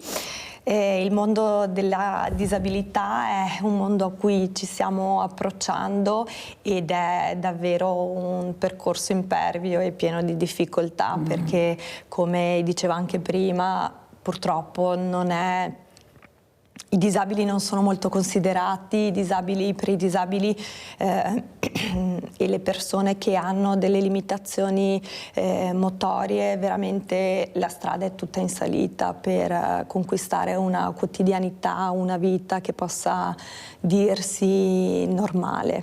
E non è semplice, specialmente se ci sono anche delle creature, dei bambini che non vedono più il loro genitore, il padre, come una volta, certo. Lo vedono in difficoltà. Ecco, dottor Meuser, come mai c'è poca attenzione da parte della politica? Lo dico io, naturalmente non deve dirlo lei deve dire se è d'accordo che dovrebbero aumentare i servizi alla famiglia. Ecco, adesso parliamo molto di psicologi per i ragazzi dopo la pandemia, molto meno per i diversamente giovani, a mio avviso, lo dico io, che forse hanno meno possibilità anche di reagire in maniera diversa perché non hanno questi strumenti, questi social che hanno i giovani, ma soprattutto ecco, il rapporto aiuto alla famiglia, ecco, investire nella famiglia specialmente in caso di gravi incidenti. Prego, dottor Meuser. Sì, pienamente d'accordo. Lo Stato è molto poco attento ai bisogni psicologici delle persone. Basti pensare, io lavoro molto anche con i bambini che arrivano con anche problemi emotivi importanti, per cui incapaci magari di restare da soli, incapaci di riuscire a controllare le loro emozioni, per cui bambini che arrivano lanciano sedie a scuole, picchiano altri bambini o quant'altro. Lista d'attesa delle UOMPIA, che sono i servizi sociali del nostro territorio, in media di 2 o 3 anni. Il bambino deve aspettare 2 o 3 anni prima che qualcuno si prenda carico del suo malessere. Fermo, dottor Meuser, mi sembra che siamo in Lombardia, o sbaglio? Sì, sì, perfetto. No, perché mi era venuto un dubbio. Prego, dottor Meuser. L'eccellenza italiana, esatto. Ma anche i servizi per adulti non sono tanto migliori. I servizi per adulti per le terapie prevedono 8 incontri, 10 che possono poi essere in alcuni casi rinnovati, ma che non sono minimamente sufficienti. Io ho fatto il tirocinio in una struttura, in un CPS, che è appunto un centro sociale, occupandomi di psicoterapia. C'era una psicoterapeuta assunta e 10 tirocinanti che si prendevano cura del benessere e della salute delle persone. Trovo questa cosa davvero disgustosa, perché purtroppo in Italia la salute psicologica, che sarebbe una cosa così importante di cui prendersi cura, perché da lì nasce tutto. Se una persona sta bene con se stessa, banalmente è anche più produttiva, costa meno alla società, costa meno nei carceri, costa meno in salute perché si sa prendere cura di sé, avrebbe nel medio-lungo termine tutta una serie di ripercussioni importanti, ma questa cosa purtroppo non è minimamente tenuta da conto. No, veramente mi fa piacere che dica questo, dottor Meuser, perché forse se anche noi riusciamo a parlare di più di queste cose, di dare visibilità a quella che è la nostra realtà, che sono le fragilità. Io, dottor Meuser, non li chiamo disabili, li chiamo diversamente agili, perché si muovono in maniera diversa, tutto qua, ma hanno bisogno della quotidianità che parlava prima Nicoletta, di tutti i giorni. E la quotidianità vuol dire fare comunità tutti assieme, ma se poi non riusciamo a capire che la politica investe in questo, noi come facciamo a fare comunità? Ma come facciamo? Basta sentire i servizi sociali che chiudono il venerdì alle 13, dottor Meuser, il venerdì alle 13, e poi sempre sono pochi, non ci sono soldi, però un sorriso dietro quella porta, che quando questa persona si avvicina al servizio sociale vuol dire che è in difficoltà. Un sorriso non costa niente, dovrebbe essere il tuo ruolo quello di accogliere con un sorriso, accogliere, non giudicare. Invece io ho un banco solidale, dottor Meuser, e queste persone poverette si sentono giudicate e non accolte, delle volte anche con rabbia, perché mettono delle persone che non dovrebbero sedere su quelle sedie. Avranno anche la laurea, per carità, ma non è il loro lavoro, dovrebbero fare altro, perché la fragilità va ascoltata. O sbaglio, Nicoletta? Io sono assolutamente d'accordo e ho avuto un'esperienza proprio su questa carenza di personale, di servizi, quando mio marito era ricoverato in terapia intensiva all'ospedale di Treviso e non c'erano psicologi a sostenere me e i miei bambini. Quanti anni avevano i bambini? Adesso hanno 6 e 11 anni, e quindi 5 e 10 anni e io devo dire grazie a tutti i medici, invece all'equipe medica della terapia intensiva, che invece ha sopperito a questa mancanza, perché noi abbiamo avuto un incontro con una psicologa solamente nel momento in cui i miei bambini dovevano incontrare in questo reparto il loro papà. Però devo dire che è stata una mancanza grande che si è sentita, perché sono momenti davvero difficili e grazie ai medici sono stati più i miei bambini sono stati accompagnati nel rivedere il loro papà. Com'è stata la reazione, Nicoletta? È stata più difficile per il papà che per loro, perché era comunque un momento, lui non poteva ancora parlare ed è stato un momento molto intenso e difficile, però i bambini era da tanti giorni che non vedevano il loro papà e la fantasia iniziava a prendere il sopravvento, e quindi con i medici abbiamo deciso di farli incontrare. Però ecco, un supporto psicologico in questi momenti io l'ho trovato fuori, perché realmente è necessario, non avrei... E sono le associazioni di volontariato. E sono le associazioni di volontariato. Dottor Moiser, noi viviamo di emozioni. Allora, voi fate il massimo anche all'interno degli ospedali, come ho detto io la parola, per accogliere, per accompagnare. Ma nel momento che questo familiare esce dall'ospedale, io ho fatto l'esempio del grande intervento chirurgico, un grandissimo intervento, ho avuto ospite anche il professor Gerosa, si parlava di cuore artificiale, anche se lui ha specificato molto bene, sì, cuore artificiale, intelligenza artificiale, ma c'è sempre l'uomo poi alla fine, è inutile che ce la giriamo. È il dopo che manca, cioè grande intervento, tutto bene, nel momento che arrivo a casa, se non ci fosse questo mondo del volontariato, e qui abbiamo degli esempi validi, io sarei da sola completamente, perché non ci sono i numeri, perché non ci sono i soldi, ma io sono mamma, sono moglie, ho una famiglia da portare avanti in un momento delicatissimo. Cosa vorrebbe dire, dottor Moiser, quella politica che ancora non ascolta e che è nella stanza dei bottoni, che dovrebbe fare questo, investire nella famiglia? Prego.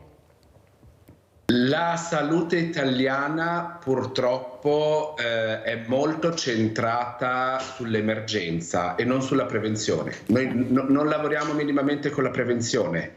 C'è il problema, ok, c'è una persona che ha avuto un tentato suicidio, un momento depressivo, uno stress lavorativo, è passato attraverso delle operazioni importanti o delle malattie importanti, va bene, lì al momento allora si attiva e su quello alcune risorse si riescono anche a muovere e poi basta.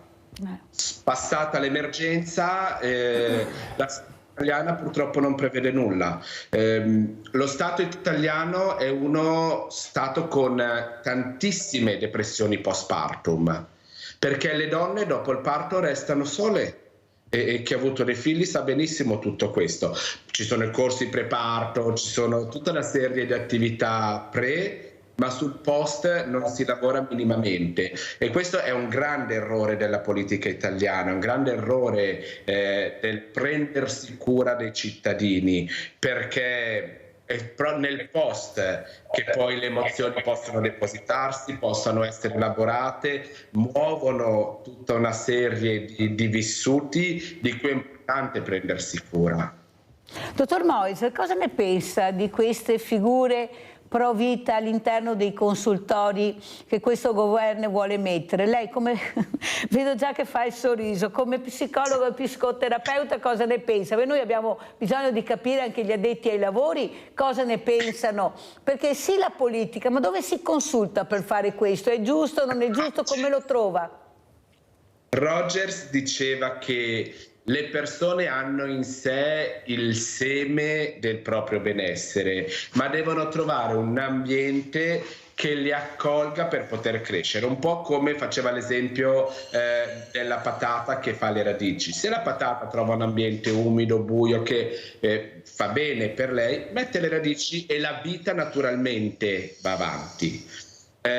Questo vuol dire creare un ambiente che sia sostenitivo alle esigenze della persona, non sostenitivo a una visione del mondo che può anche non appartenere alla persona.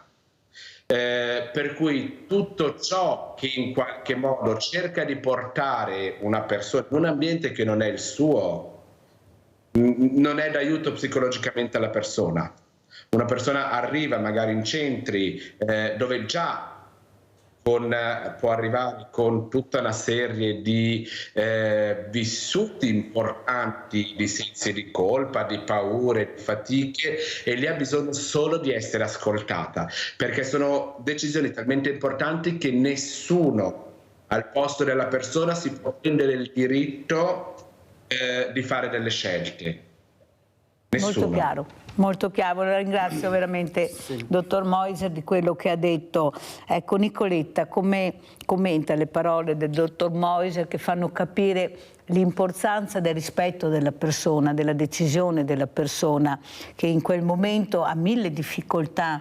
Ecco, tanto è vero che cercano anche di supportare, che ci sono anche queste stanze un po' particolari dove tu vivi e raccogli il tuo dolore per decidere poi cosa fare, che decisioni prendere. Sei tu alla fine che devi decidere. Prego, Nicoletta.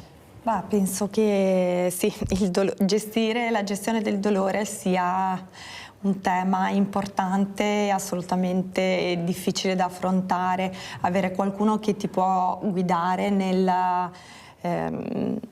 e supportarti nel capire come utilizzare la sofferenza, il dolore che provi per trasformarlo in qualcosa di positivo sia sicuramente importante e fondamentale in momenti dove la tua lucidità non è al massimo e quindi assolutamente il supporto deve esserci. È fondamentale. Sì. Presidente Brugnera. Niente, avete parlato di psicologia, no? Allora, nel nostro quartiere ci sono tante persone anziane, come ogni quartiere, però la nostra associazione, parlo per me, una telefonata o andare a trovare qualche persona, bere un caffè assieme, è tutta psicologia. Perché tante persone mi chiamano: Roberto, quando facciamo la festa? La stare assieme? La data ufficiale è una volta all'anno, quindi verso la seconda settimana di settembre. Però noi ne facciamo 4 o 5, ogni mese ci troviamo sotto gli alberi del Prato di Via Gramsci. Dopo 2 anni di pandemia, poi caspitarina, e quindi abbiamo sempre una telefonata ambi le parti. Però vede Brugnera qual è il problema? Che io dico tutte le mattine, poi vorrei sentire anche il dottor Moiser della mia riflessione. Noi siamo 7.500 associazioni di volontariato, giù per lì, più uno più o meno, ma siamo quelli. Però Brugnera e Moiser, se io non riesco ad arrivare alla persona in difficoltà, alla fragilità, perché lei non mi conosce e io non conosco lei, perché nessuno mi dà il suo indirizzo, e c'è un nome e cognome con indirizzo, è come io avessi un pugno di mosche in mano, perché perdo quella persona, la trovo che è morta. L'abbiamo trovata nei nostri appartamenti, anche nelle grandi città, Treviso, Padova, cioè parliamo di città dove il mondo del volontariato è enorme. E perché succede questo? Perché manca quel filo conduttore, a mio avviso, dottor Moiser, che è questa catena che a un certo momento si interrompe. Quando questa persona è in difficoltà e non è mai andata magari ai servizi sociali, perché stava anche bene magari, arriva un punto della sua vita che rimane sola. e non essendo abituata ad avvicinarsi al sociale, perché nessuno glielo ha mai detto cosa fa il sociale, nessuno è mai andato a trovarla a casa, questa persona rimane nella solitudine più completa. Allora è una fortuna se qualche volontario riesce con le sentinelle a individuarla. Ma io non devo essere fortunata, io pago le tasse e devo avere quello che mi aspetta di diritto nel mio territorio. Siccome un nome e cognome, una via, un indirizzo e pago le tasse, io penso che sarebbe utile che tutti i comuni facessero un censimento delle famiglie, delle fragilità, chi sono, dove vivono, come hanno bisogno.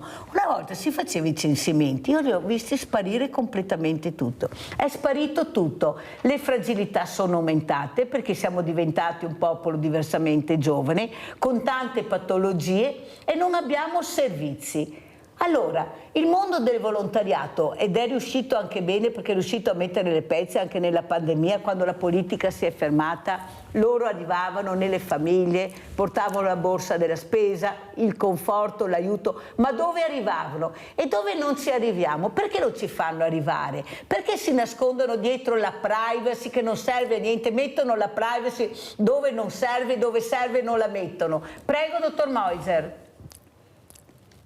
Io su questo sono più dell'idea un po' quello che dicevo prima, del rispetto delle persone, perché è vero che a volte ci sono persone che per abitudine o per ignoranza non sanno di realtà che possono essere d'aiuto e magari non sono proprio neanche abituate a chiedere. Ci sono persone che invece proprio non vogliono essere aiutate. C'è una figura che penso che sia una figura fondamentale nel nostro sistema, che è quella del medico di base, di cui bene o male tutti quanti ci passiamo. Sarebbe molto interessante se il medico di base fosse accompagnato a invogliare, vede delle persone, vede chi sta male, chi non sta male. C'è stato, io mi sono laureato nel 2004, quindi sono 20 anni più o meno, sento parlare dell'idea dello psicologo di base associato agli studi di medici di base, ora non è mai esistito. È stato per un po' di tempo l'idea dello psicologo in farmacia, caduto nel nulla. Ci sono dei luoghi legati al benessere delle persone o al malessere e in qualche modo possono fare da tramite, ma c'è bisogno di una formazione, c'è bisogno di metterci persone che siano competenti in questo. Se, ripeto, un medico di base può avere delle competenze per vedere il malessere di una persona e consigliare delle cose, sarebbe molto buono. Io ho visto dei medici di base fare delle cose terribili, cioè fare diagnosi di autismo, diagnosi di depressione, diagnosi di disturbi psicotici, ma così mentre non sto bene, mi succede questo, sì, sicuramente avrà una depressione bipolare, guardi, tenga queste 2 medicine e vada a casa. Vi rendete conto? Abbiamo Nico da Rubano, vai Nico. Mirella, buongiorno, sono Nico. Dopo tanto sono riuscito a prendere la linea. Bene. Vabbè, allora, sclerosi multipla RR. Prego. Sì. Pertanto c'ha un'idea. Allora niente, io volevo dire una cosa. Io sono stato bullizzato fin da piccolo, non a livello scuola, a livello tante cose. Adesso con la sclerosi sono seguito dall'AISMA e niente, volevo dire solo alcune cose che mi pesano e prima o dopo riuscirò a togliermi un sassolino.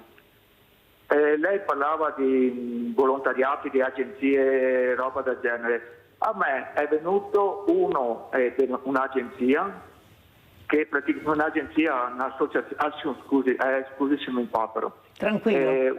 Un'associazione che non ti preoccupare, ti aiuto, io, cioè non sono andato io da lui, ma è venuto lui da me.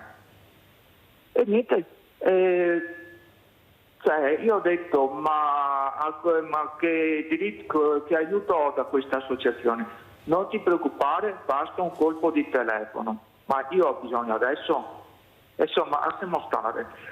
Premetto che questo dell'associazione, siccome c'è l'iscrizione, che io non mi sono mai iscritto, ero tornato dal medico all'epoca che facevo un'iniezione che si chiama Avonex, che come effetti collaterali c'è scritto: se hai voglia di suicidarti, non iniziare neanche a fare sta cura, perché dico ti faceva male anche solo battere gli occhi, le ciglia, ogni movimento erano dolori.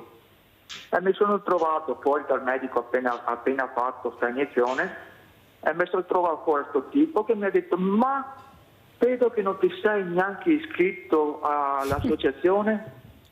E niente, sono tornato a casa, cioè mi trascinavo, sono tornato a casa e ho detto: mamma, guarda che c'è questo tipo qua che fa, non ti preoccupare Nico, quando arriva lo ha fatto correre. Punto primo. Punto secondo, c'era un'altra persona, e premetto, non ci metto la mano sul fuoco, ma non la tengo neanche istante, sono frequentatori della chiesa greco, riunione di persone. E niente, anche questo, che sono un falso invalido, ho tutte le volte che ero dal medico, falso invalido, dopo ho tentato a parlare di qualcosa, insomma mi sono stancato perché ogni volta dal medico mi trovo questa persona, e adesso per fortuna dal medico non ci va, atteggiamento mentale positivo, e già questo vuol dire tanto. Quanti anni hai, Nico? Scusa se te lo chiedo. Niente, 15 magari, 51. Okay. Sì, ma mi sono ammalato che avevo 20 anni. Ho capito io che era un pezzo. Nico, sei molto chiaro, Nico, poi ti richiamo perché mi interessa... Vai. Un'ultima cosa. Sì. Io fin da bambino ho un sogno. Voglio diventare ricco, non per dire ho terra, alberi e un'arnia di api a miele. E con questo è tutto. Caro Nico. Vedi Nico qual è il problema? E lo dico sempre se tu segui la mia trasmissione. Il problema è che siamo, come ho detto prima, il numero di associazioni, più di 7.000 associazioni. Il problema è che tutti fanno tutto. Invece se noi sapessimo chi fa cosa e come posso aiutare, perché ho le possibilità di aiutare facendo questo, forse sarebbe meglio. Invece adesso il mondo del volontariato è talmente immenso, ci mancava anche che hanno cambiato le norme, che adesso vogliono mettere i re con le regine, i principini attorno, tutto il resto è noia con questo RUNZ, perché ci mancava questo. Noi vogliamo capire dove vorranno parare, perché non è cambiato niente. Come hai detto tu, noi troviamo ancora Nico, che non ha l'aiuto che meriterebbe, Nicoletta, che se non ci fosse questa associazione, il Boteniga, che ha cercato di supportarli in momenti delicatissimi, perché i medici di base, se ci sono, è già una fortuna. Abbiamo perso i preti, se ci sono è una fortuna. L'ultimo che è rimasto è il farmacista, fortunatamente, perché diversamente i giovani o le famiglie o le persone fragili hanno questa possibilità almeno di arrivare in farmacia, tanto è vero che io li ho ospiti e dicono questo. Noi siamo i psicologi, delle volte non hanno niente, vengono solo per parlare, mancano i punti di riferimento. Allora, dottor Moiser, dov'è che vogliono andare a parare? Perché non l'abbiamo capito, hanno questo mondo del volontariato che potrebbe veramente aiutare tantissimo, invece stanno dividendo, ci stanno dividendo. Prima hanno messo i poveri contro i poveri, adesso stanno mettendo il mondo del volontariato contro il mondo del volontariato.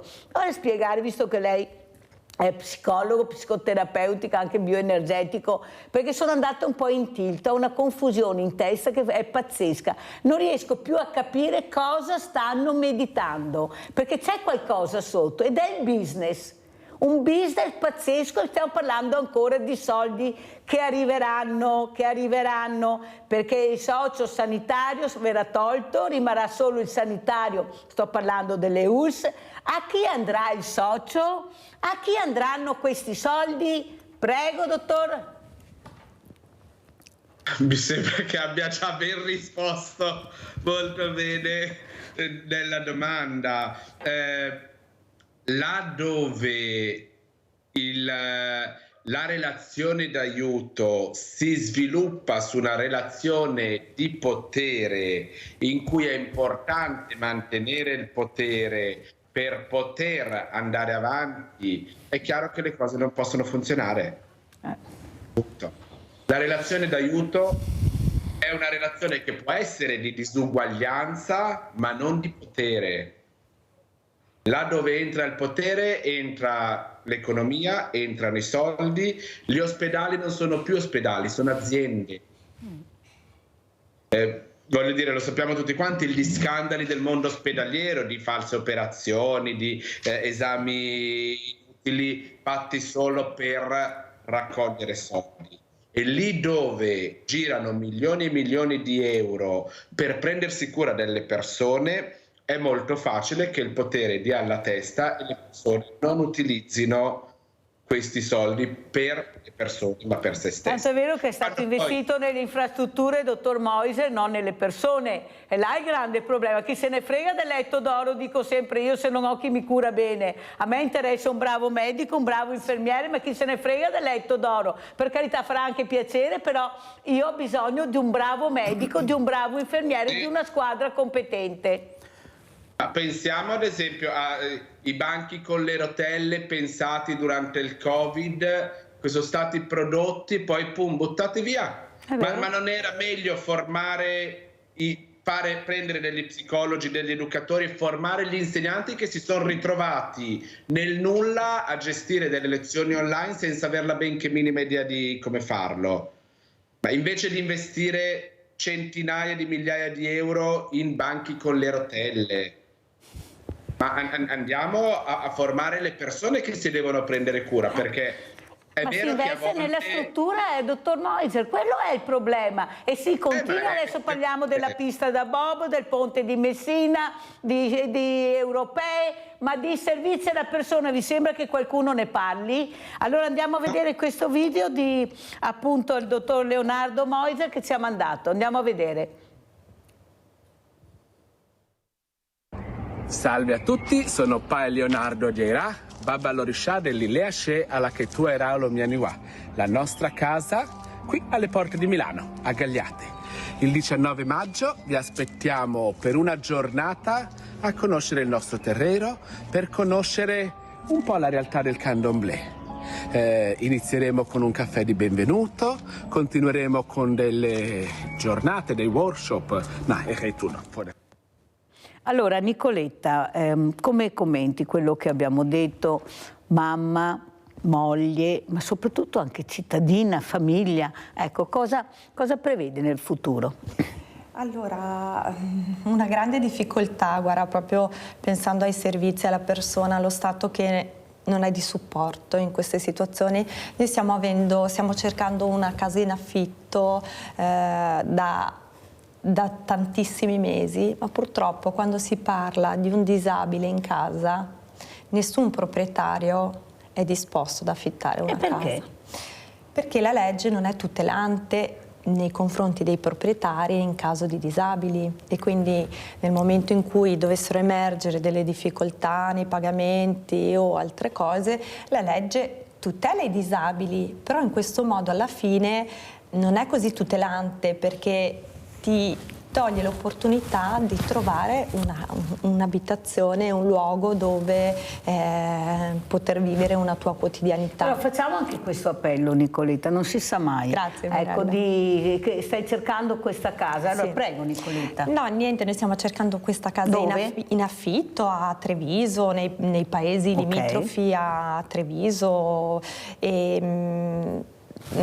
dove poter accogliere anche mio marito che ha una disabilità, quindi una casa senza barriere architettoniche. È in sedia a rotelle? È in sedia a rotelle. Spieghiamo bene. Sì, e con qualcuno disponibile a insomma, dare questa opportunità di locazione anche a una persona che normalmente purtroppo viene privata di questa opportunità, perché i no che ci siamo sentiti dire sono veramente troppi. Ma non riesci a entrare, ti do del tu perché io non riesco a darti del lei, proprio non ce la faccio. Senti Nicoletta, ma non dovrebbe essere assegnata una casa? Adesso ci sono queste case nuove dell'Ater che hanno messo a nuovo. Purtroppo finora le istituzioni mi hanno detto che le case sono tutte con barriere architettoniche importanti e quindi non accessibili da parte di un piano terra disabile. nuovo non è accessibile. Voglio proprio sentire il presidente dell'Ater su questo, siccome è una persona molto sensibile e anche l'ho avuto ospite, me lo segno, voglio portare il tuo caso assolutamente. Grazie. Oggi in giornata lo chiamo, anzi lo farò venire anche in trasmissione, perché non è possibile, cioè non è possibile sentire che Nicoletta non riesce a trovare una casa in affitto. Non ha detto gratis, ha detto voglio per me e per i miei figli, ho esigenze di trovare. Ma adesso come vivi Nicoletta? Adesso sono in un appartamentino dei miei genitori con i miei bambini che mi supportano e mi aiutano in una gestione quotidiana. Sì, hai bisogno di spazi un po' più grandi. Presidente, come si fa a trovare una casa? Quanti anni? Sono poi un anno, è passato Nico. Un anno su un anno non riuscire a trovare una casa. Beh, ce la faremo noi, cosa dite voi a casa? Noi ce la faremo a trovare una casa a Nicoletta, ai suoi bambini e al suo marito che se la meritano tutto, ma si meritano tutto il bene di questo mondo. Noi cerchiamo di fare questo sicuramente. Allora andiamo a vedere anche le foto che ha portato Bruniera, queste foto di questa marcia solidale per cercare di aiutare queste attività varie. Vediamo le foto, poi le commentiamo, vai.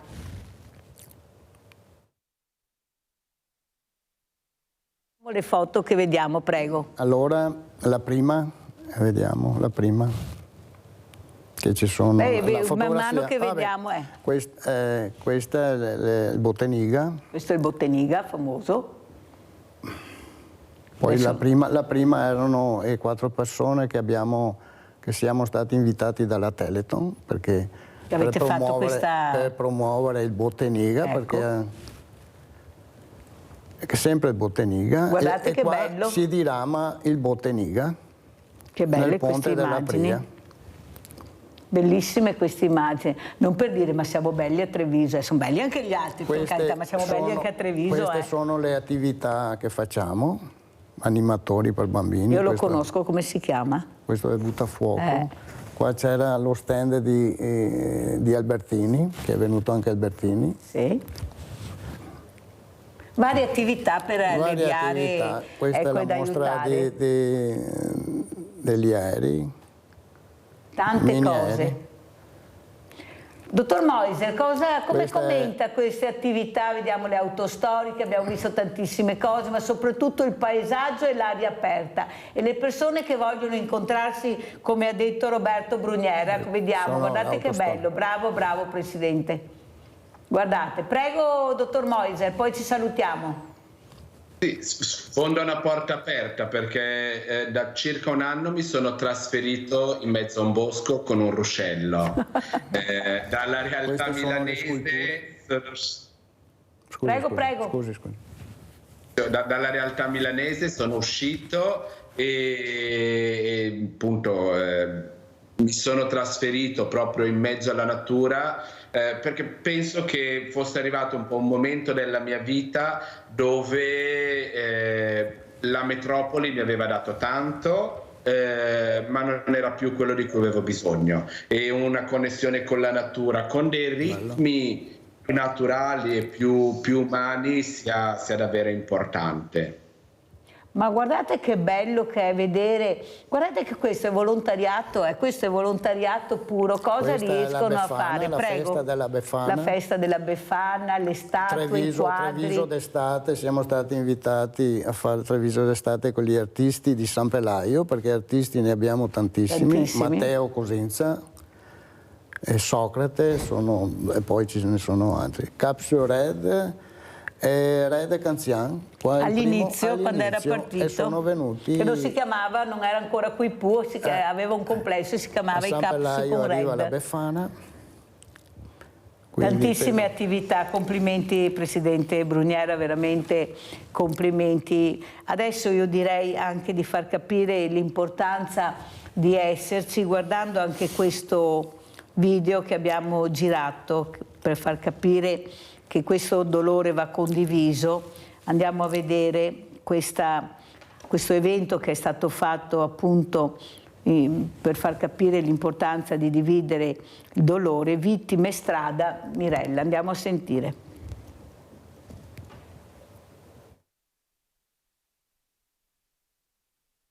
Noi non abbiamo avuto giustizia, per niente. Davide è stato travolto da un poliziotto ubriaco e non ha fatto un giorno di carcere e non ne farà neanche uno. Siamo qua per chiedere giustizia, quella giustizia che noi non abbiamo avuto. E forse la parola giustizia, quella più ricorrente e carica di significato nella serata voluta da Mirella Tuzzato all'ippodromo di Treviso, dove tante mamme hanno portato la loro esperienza. Storie di vite interrotte, di tanto troppo dolore per chi resta, ma anche la volontà di fare qualcosa, di smuovere le istituzioni. Che noi, penso che tutte noi associazioni dobbiamo incominciare a collaborare insieme. Non guardiamoci chi è la più brava, chi è la meno brava, chi è la protagonista, chi non è la protagonista.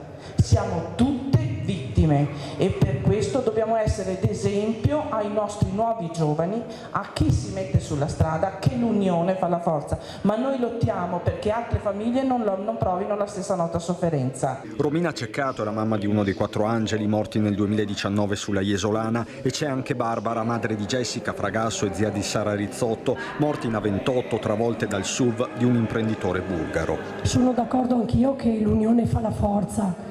Lui è stato messo in galera, gli hanno dato 7 anni, sì, è vero, ma io sono convinta che lui non li farà tutti questi anni in galera, perché poi ci sono gli sconti di pena, perché è bravo, perché si comporta bene e lui ritornerà per le strade tranquillo, mentre io mia figlia e mia nipote non le rivedrò mai più.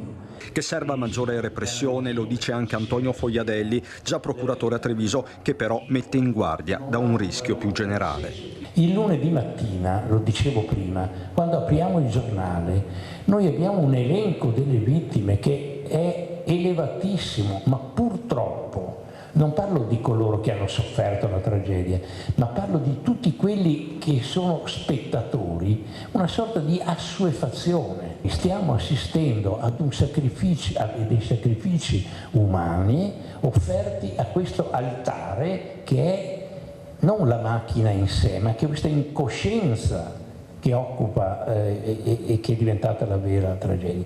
Quindi è su quello che dobbiamo soprattutto impegnarci. Allora, dottor Moise, come ci saluta, avendo sentito queste mamme che siamo riuscite a riunire per condividere questo dolore che non passerà mai, che stanno cercando di aiutare altre mamme, che non si vergognano a piangere, perché quando piangono vuol dire che qualcuno ricorda i loro figli, i loro mariti, i loro fratelli. Prego, dottor Moise. Io penso che quando ci si dimentica di qualcuno si muore un po' per la seconda volta. E è nostro compito fare in modo che questo non accada. L'unione fa la forza, combattiamo insieme perché questo non accada. Grazie, veramente grazie a Leonardo Moiser, psicologo e psicoterapeuta bioenergetico, molto importante di quello che ha detto. Sentiamo come ci saluta anche Nicoletta Marchi. Prego, Nicoletta. Io ringrazio ancora una volta l'Associazione Bottenighe e tutte le associazioni di volontariato che supportano le persone in difficoltà, e mi auguro che ci sia sempre più visibilità per tutte queste associazioni e che sia data loro la possibilità di aiutare sempre più persone. Grazie Nicoletta, noi non ci dimenticheremo di sicuro di Nicoletta Marchi, di suo marito e di suoi figli, e cercheremo questa casa e sono sicura che la troveremo, ma sono proprio certa che la troveremo. Sentiamo anche il Presidente Bruniera. Roberto Bruniera, come ci saluta? Intanto grazie per l'invito. Ci mancherebbe. e vorrei promuovere l'attività che facciamo, cioè passeggiamo insieme per la vita, che si terrà il 26 maggio presso Villa Manfrin, partiamo da là e facciamo un bel percorso sullo Storga, provincia, e poi il parco, l'arrivo, il parco degli alberi parlanti. Benissimo. E quindi sarà devoluto tutta l'iscrizione a Nicoletta Marchi. Per pagare l'affitto se troveremo questa casa, perciò facciamo tutto al chiuso. Grazie anche a Roberto Bruniera, grazie veramente. Pubblicità.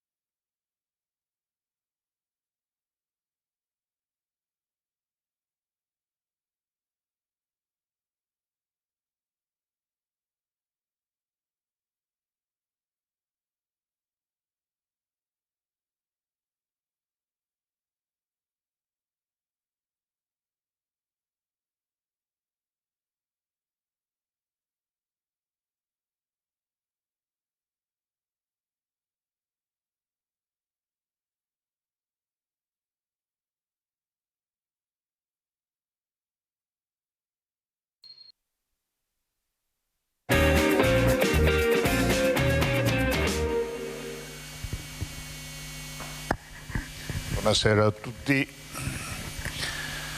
Io vorrei fare solo una domanda ai politici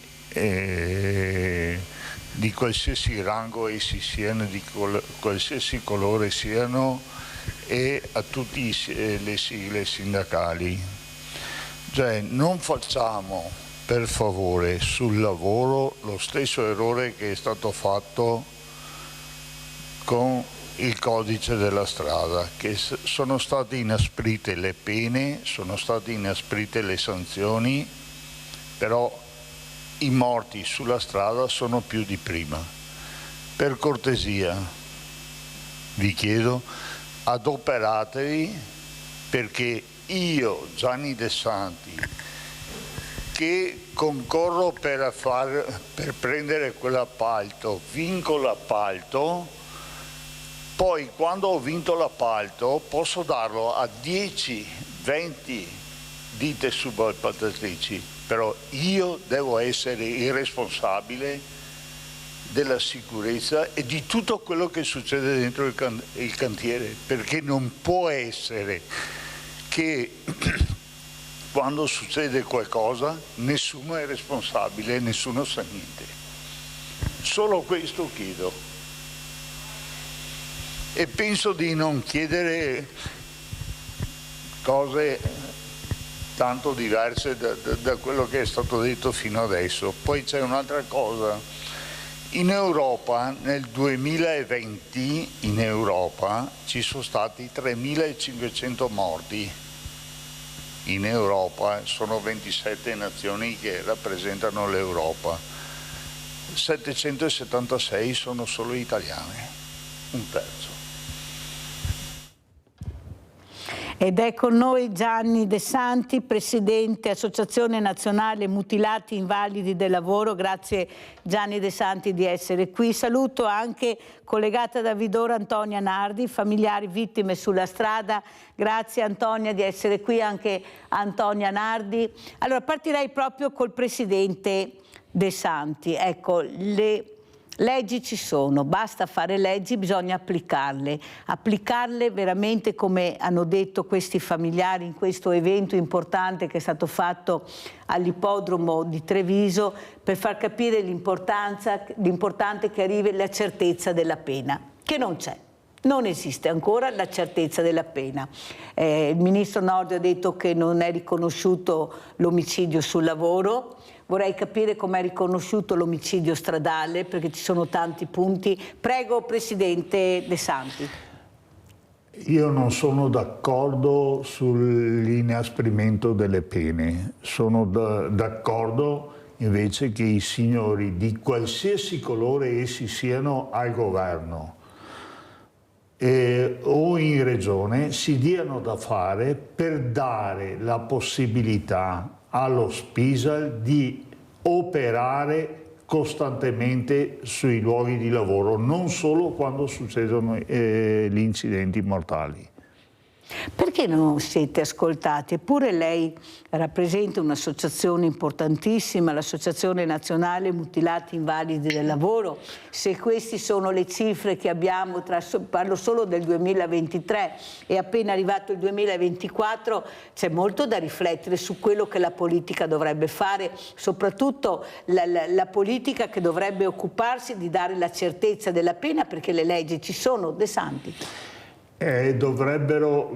Qui c'è un qualcosa che non quadra secondo me nella giustizia, ed è questo, cioè ci sono i magistrati del lavoro, però questi magistrati devono essere preparati solo ed esclusivamente anche per il penale, invece sono preparati solo per dire questo ha combinato questo, va licenziato, invece devono essere preparati anche sul caso, come il caso Battistetti, dove il giudice deve essere sicuro del fatto suo, deve essere preparato solo ed esclusivamente per quella tipologia di lavoro, come ci sono quelli che trattano i magistrati che trattano solo e esclusivamente le banche, chi tratta solo il penale, chi tratta il civile. Questo è il principio. Non di fare di tutto l'erba un fascio, ma di dividere veramente chi fa cosa. No. Allora sentiamo anche Antonia Nardi, familiari di una vittima della strada che non trova anche lei pace finché non arriverà la giustizia, quando arriverà la giustizia, e per queste pene certe che non si vedono, specialmente questi familiari che escono dai tribunali distrutti. Una causa può andare avanti anche 10-15 anni, poi se si arriva alla prescrizione, ciao. Prego Antonia. Buongiorno e grazie per questo intervento di oggi. Allora, cosa penso? Penso che sarebbe bene dare luce sempre alla verità. La prima cosa che un familiare, un amico, si aspetta da una tragedia. Nel nostro caso, mio cognato, il marito di mia sorella, è stato ucciso sulla strada mentre era alla guida del camion dell'azienda per la quale lavorava. È partito per andare al lavoro, è andato al magazzino, ha organizzato la giornata, è partito assieme al collega e a 5 km da casa è stato investito e non è più tornato a casa a Ferrate quel giorno là. È andato in obitorio e lì è finita anche la nostra vita. E pensavamo che tutto questo già bastasse, invece poi qualche mese dopo abbiamo saputo che la persona alla guida dell'altro mezzo era sotto effetto di cocaina, poi è uscito dal processo che questa persona ne faceva uso anche da tempo e soprattutto era una persona che da tempo aveva problemi con la guida, con la patente, in quel momento era revocata, prima era stata sospesa, prima aveva perso tutti i punti della patente, insomma varie cose. Quindi in sostanza mio cognato è stato ucciso da una persona che ha perso il controllo del proprio mezzo perché era sotto effetto di cocaina e che in più faceva consegne tranquillamente nonostante non avesse la possibilità di farlo. Quello che mi ricordo, Mirella, quello che volevo cercare di dire adesso stamattina è che a ottobre, da maggio del 2017, la verità è uscita a ottobre. Quando noi abbiamo saputo questa cosa, ricordo che mi è piombata addosso una grande paura, perché nessuno capiva quello che capivamo noi. Cioè, questa persona stava lavorando e io mi chiedevo, com'è possibile che uno guidi un furgone che parta da San Fior per andare a Bolzano con una patente revocata e fatto di cocaina? Ferma Antonia, perché ho una telefonata, se no mi cade la linea, ma riprendiamo subito. Abbiamo Nadia da Padova. Ciao Nadia. Mirella, ciao, è un pezzo che non chiamo ed è sempre un piacere ascoltarvi, perché se anche non chiamo vi guardo. Grazie. Costantemente, sei una persona eccezionale. Ho avuto anche il piacere di avere i numeri del Friuli perché io sono di là. Quindi vorrei, Mirella, con quello che questa trasmissione dice di dolore, ed è per noi mamme partecipazione, anche perché delle volte sembriamo dimenticati dalla giustizia. E vorrei chiederti, Mirella, per piacere, anche qui a Padova fate dei servizi, se in qualche modo c'è un numero per metterci in contatto, perché ci sono tante cosine che l'attenzione che hai tu per le persone, per i problemi, la sensibilità e il gran tuo modo di fare.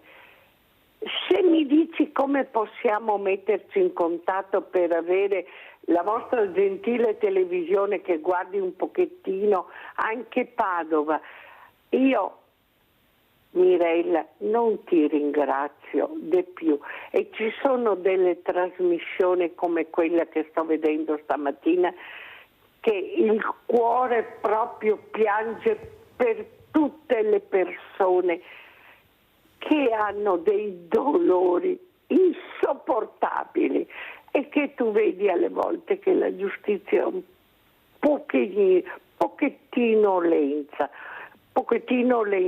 Non voglio dire di più perché sennò sbagli, parole non sono. Mirella, puoi mettere una didascalia per anche Padova, e se c'è qualche trasmissione qui in Padova che di solito noi ci siamo a Padova, Nadia, ci siamo, noi abbiamo Telepadova, perciò ci siamo. Nadia, ti chiamo di sicuro perché voglio capire meglio, perciò ti faccio chiamare, non ti preoccupare che ci sentiremo di sicuro, e ti ringrazio di queste parole, veramente grazie di cuore Nadia, di quello che hai detto. Prego Antonia, continuiamo. Rispetto a questa paura che abbiamo provato, che ci sembrava di capire che comunque nessuno desse importanza al fatto che mio cognato era al lavoro e anche chi l'ha ucciso era al lavoro. Parlavano solo di 589 bis, di omicidio stradale, che per l'amor di Dio è corretto.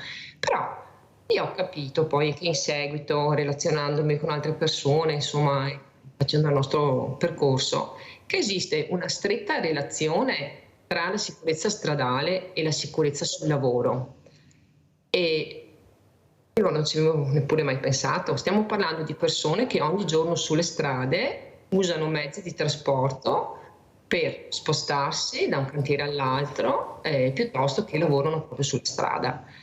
Ed è stato brutto rispetto all'attenzione, al dolore, tutte queste cose che insomma noi non vogliamo parlare del nostro dolore, sì è giusto, però vogliamo capire che ci sia la verità e vorremmo che, visto e considerato che, come diceva anche il tuo ospite qui stamattina, la giustizia è quella che è, che perlomeno i nostri familiari, le nostre esperienze servissero a qualcosa.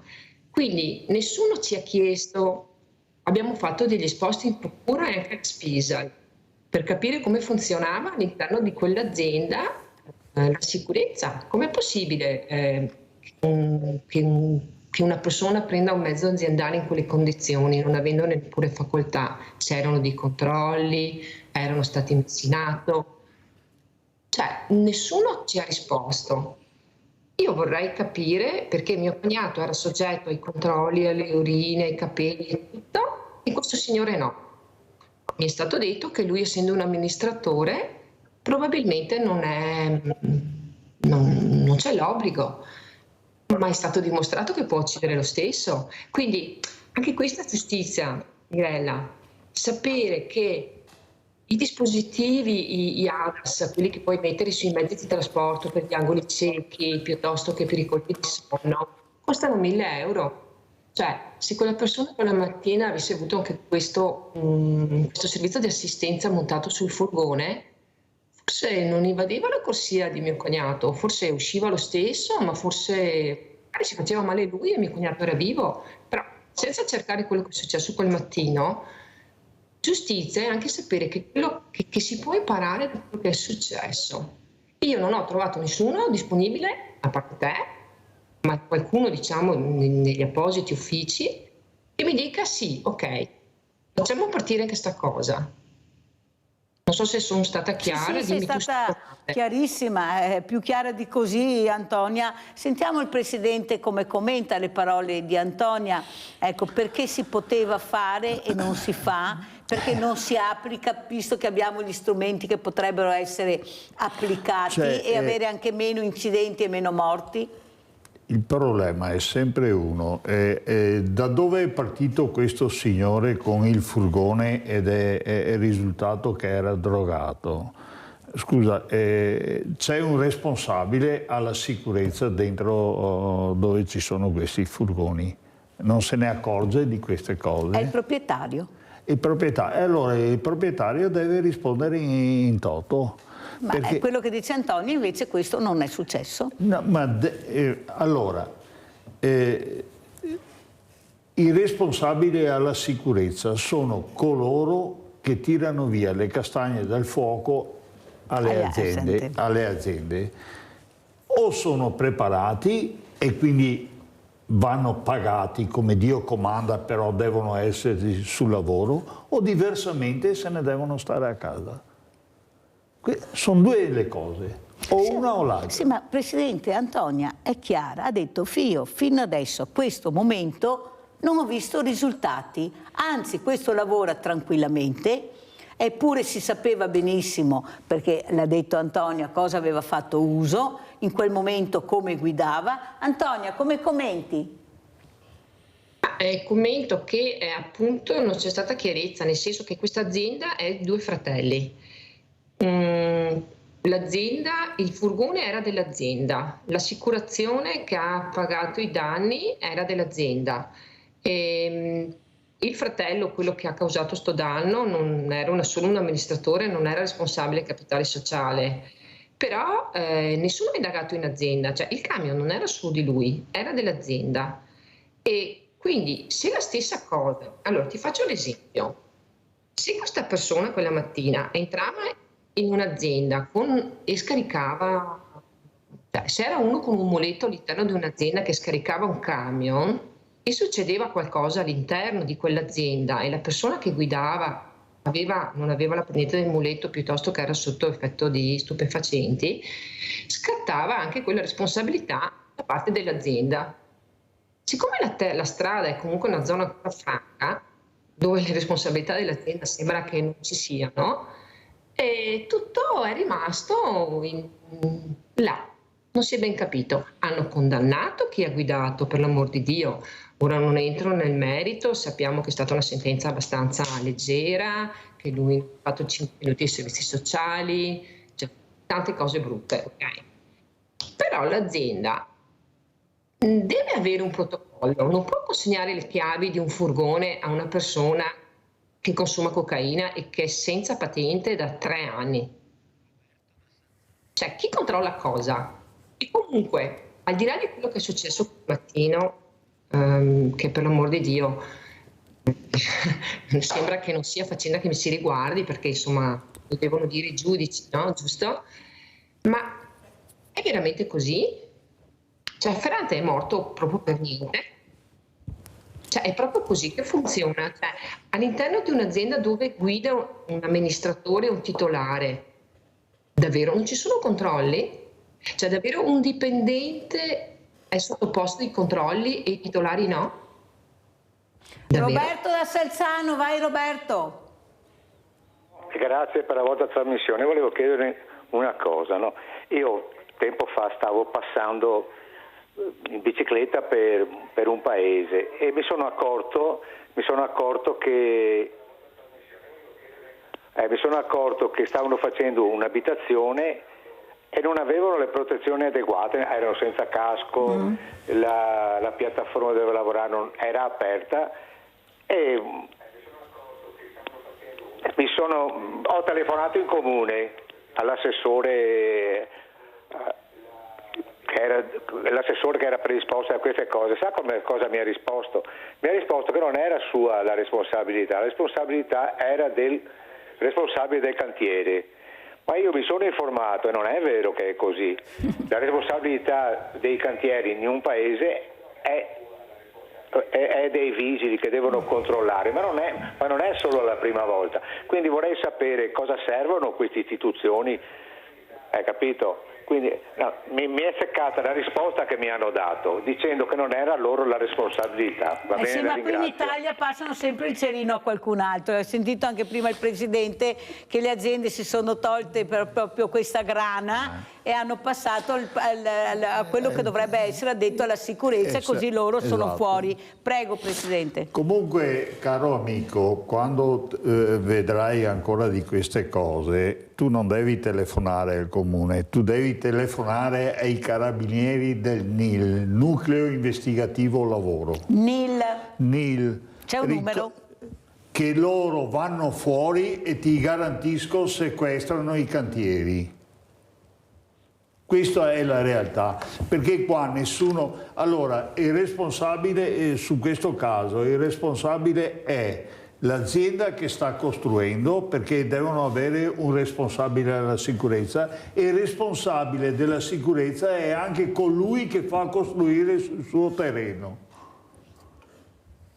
Sì, non è il comune. Sa che è la prima volta che sento sta sigla, siamo pieni di sigle, non sappiamo mai dopo dove... Nucleo Investigativo Lavoro. Ecco, allora guardate, cercate di trovare questo numero, perché è un numero veramente importante che fa capire l'importanza anche di essere nel pezzo, perché bisogna che quando vedi come fa Mirella, anch'io chiamo, sai Roberto, perché adesso poi col caldo ne vedremo delle belle. Perché il caldo, niente casco, niente qual è il problema, faccio io, pure quelle persone che si improvvisano, tanto sono buon farmi, fa tutto mi, e dopo cadono per terra e muoiono. Allora andiamo, visto che abbiamo parlato di sicurezza, andiamo a vedere invece come si fa la sicurezza a scuola, andiamo a vedere cosa ha fatto questa scuola di formazione che è l'Irigen proprio sulla sicurezza sul lavoro. Andiamo a vedere.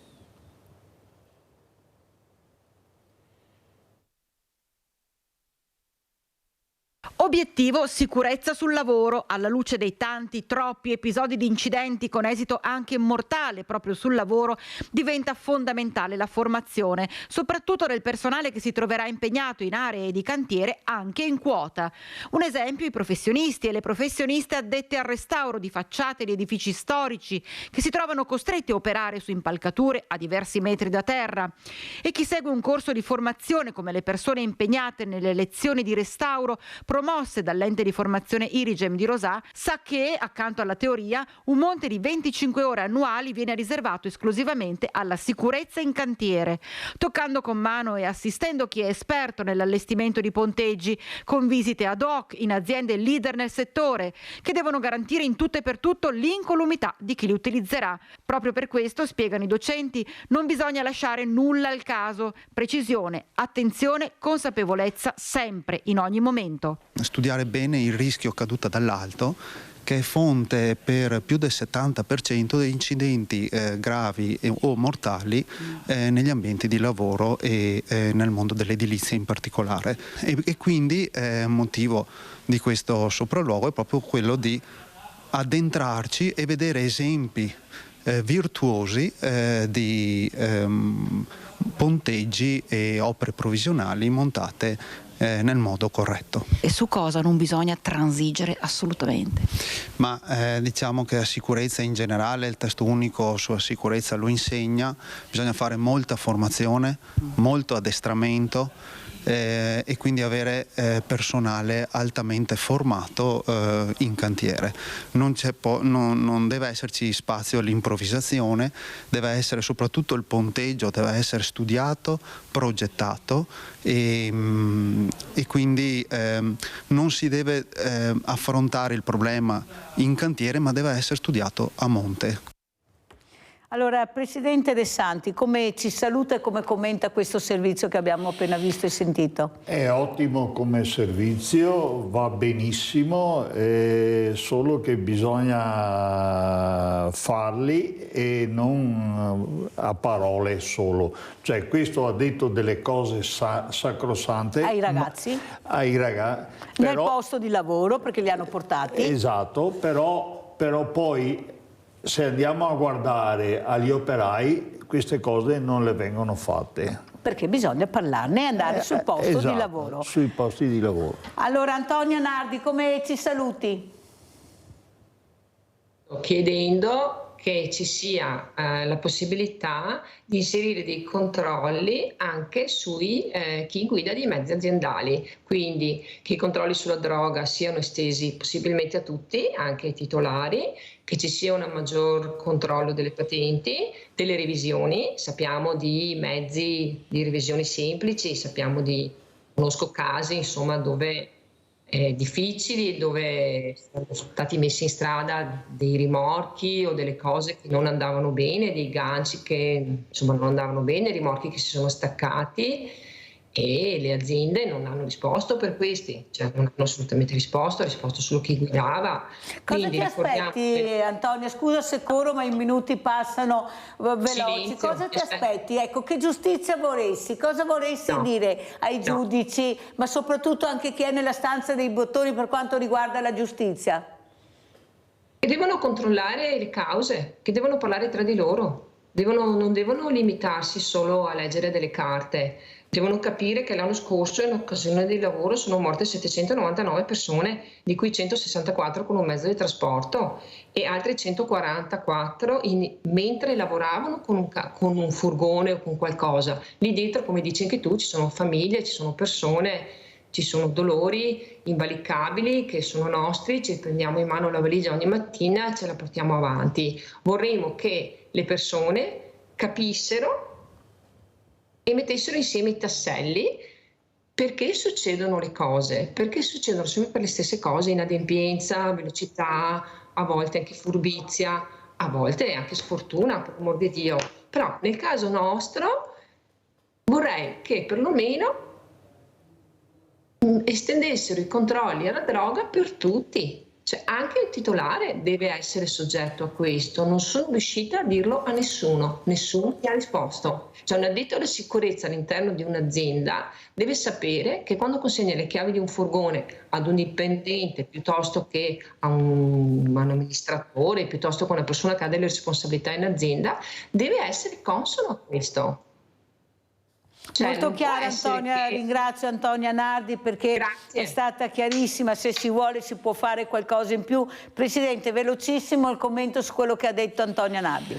Ha ragione, bisogna andare i responsabili, dentro le aziende c'è un responsabile della sicurezza e quello deve accertarsi su tutte le cose, che uno sia bevuto, che sia drogato, che abbia fatto le ore piccole e quindi ha la testa sul cuscino anziché sul lavoro che sta facendo, però lui deve essere responsabile di tutte queste cose, sennò diversamente non ne verremo mai fuori. Ma non è, Presidente, che si passa troppo velocemente il cerino, perché la legge ha previsto questo, noi abbiamo delle leggi a interpretazione, perciò ogni giudice può interpretarle alla propria maniera, uno è colpevole, poi diventa innocenti, abbiamo 3 gradi di giudizio, la Cassazione, abbiamo la prescrizione, cioè chi ne ha più ne metta e questi familiari rimangono senza risposta proposta e perdono le cause. Ma allora torniamo al discorso che le ho fatto prima.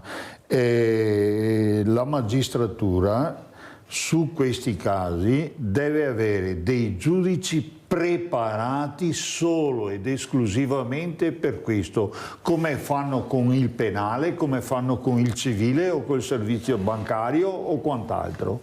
Grazie a Gianni De Santi, Presidente Associazione Nazionale Mutilati Invalidi del Lavoro, grazie a Antonia Nardi, familiari vittime della strada che cercano giustizia, questa giustizia che fa fatica ad arrivare, ma noi ci speriamo sempre. Grazie, andiamo a pranzo con la proposta di Mirella. Farfalle ai capperi. Il cocuncio è un frutto di sapore simile ma più delicato del cappero. È detto anche cocuncio o capperone e si trova in commercio sotto sale, sotto olio e sotto aceto. È usato tradizionalmente nella cucina eoliana per condire piatti di pesce. Inoltre la ricetta di farfalle ai capperi ottenne grande successo presso gli invitati di Ferdinando di Borbone. Ingredienti per 4 persone: 320 g di farfalle, 50 g di cucunci sotto sale, 20 g di capperi piccoli sotto sale, 2 spicchi di aglio affettati,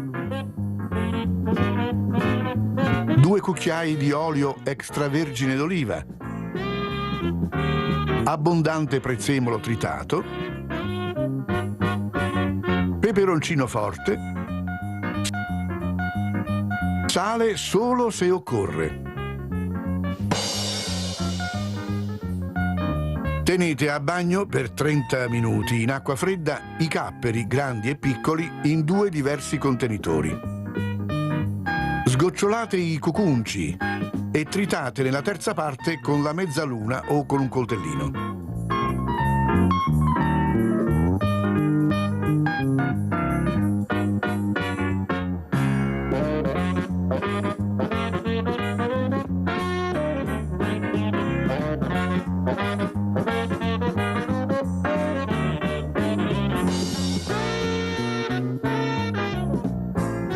Mettete sul fuoco una padella con l'olio e l'aglio.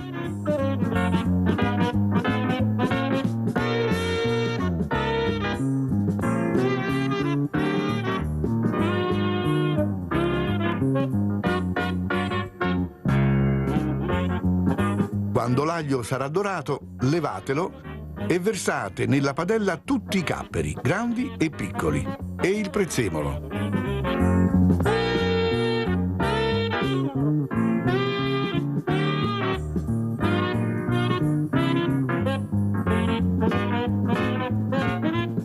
Lasciate cuocere a fuoco basso, rigirando spesso per qualche minuto.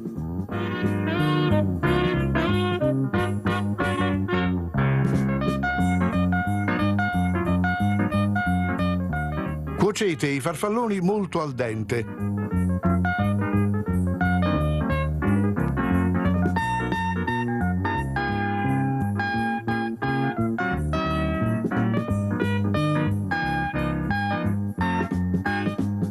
Scolateli e versateli nella padella con la salsa di capperi. Rigirate un altro minuto a fuoco basso. Servite immediatamente.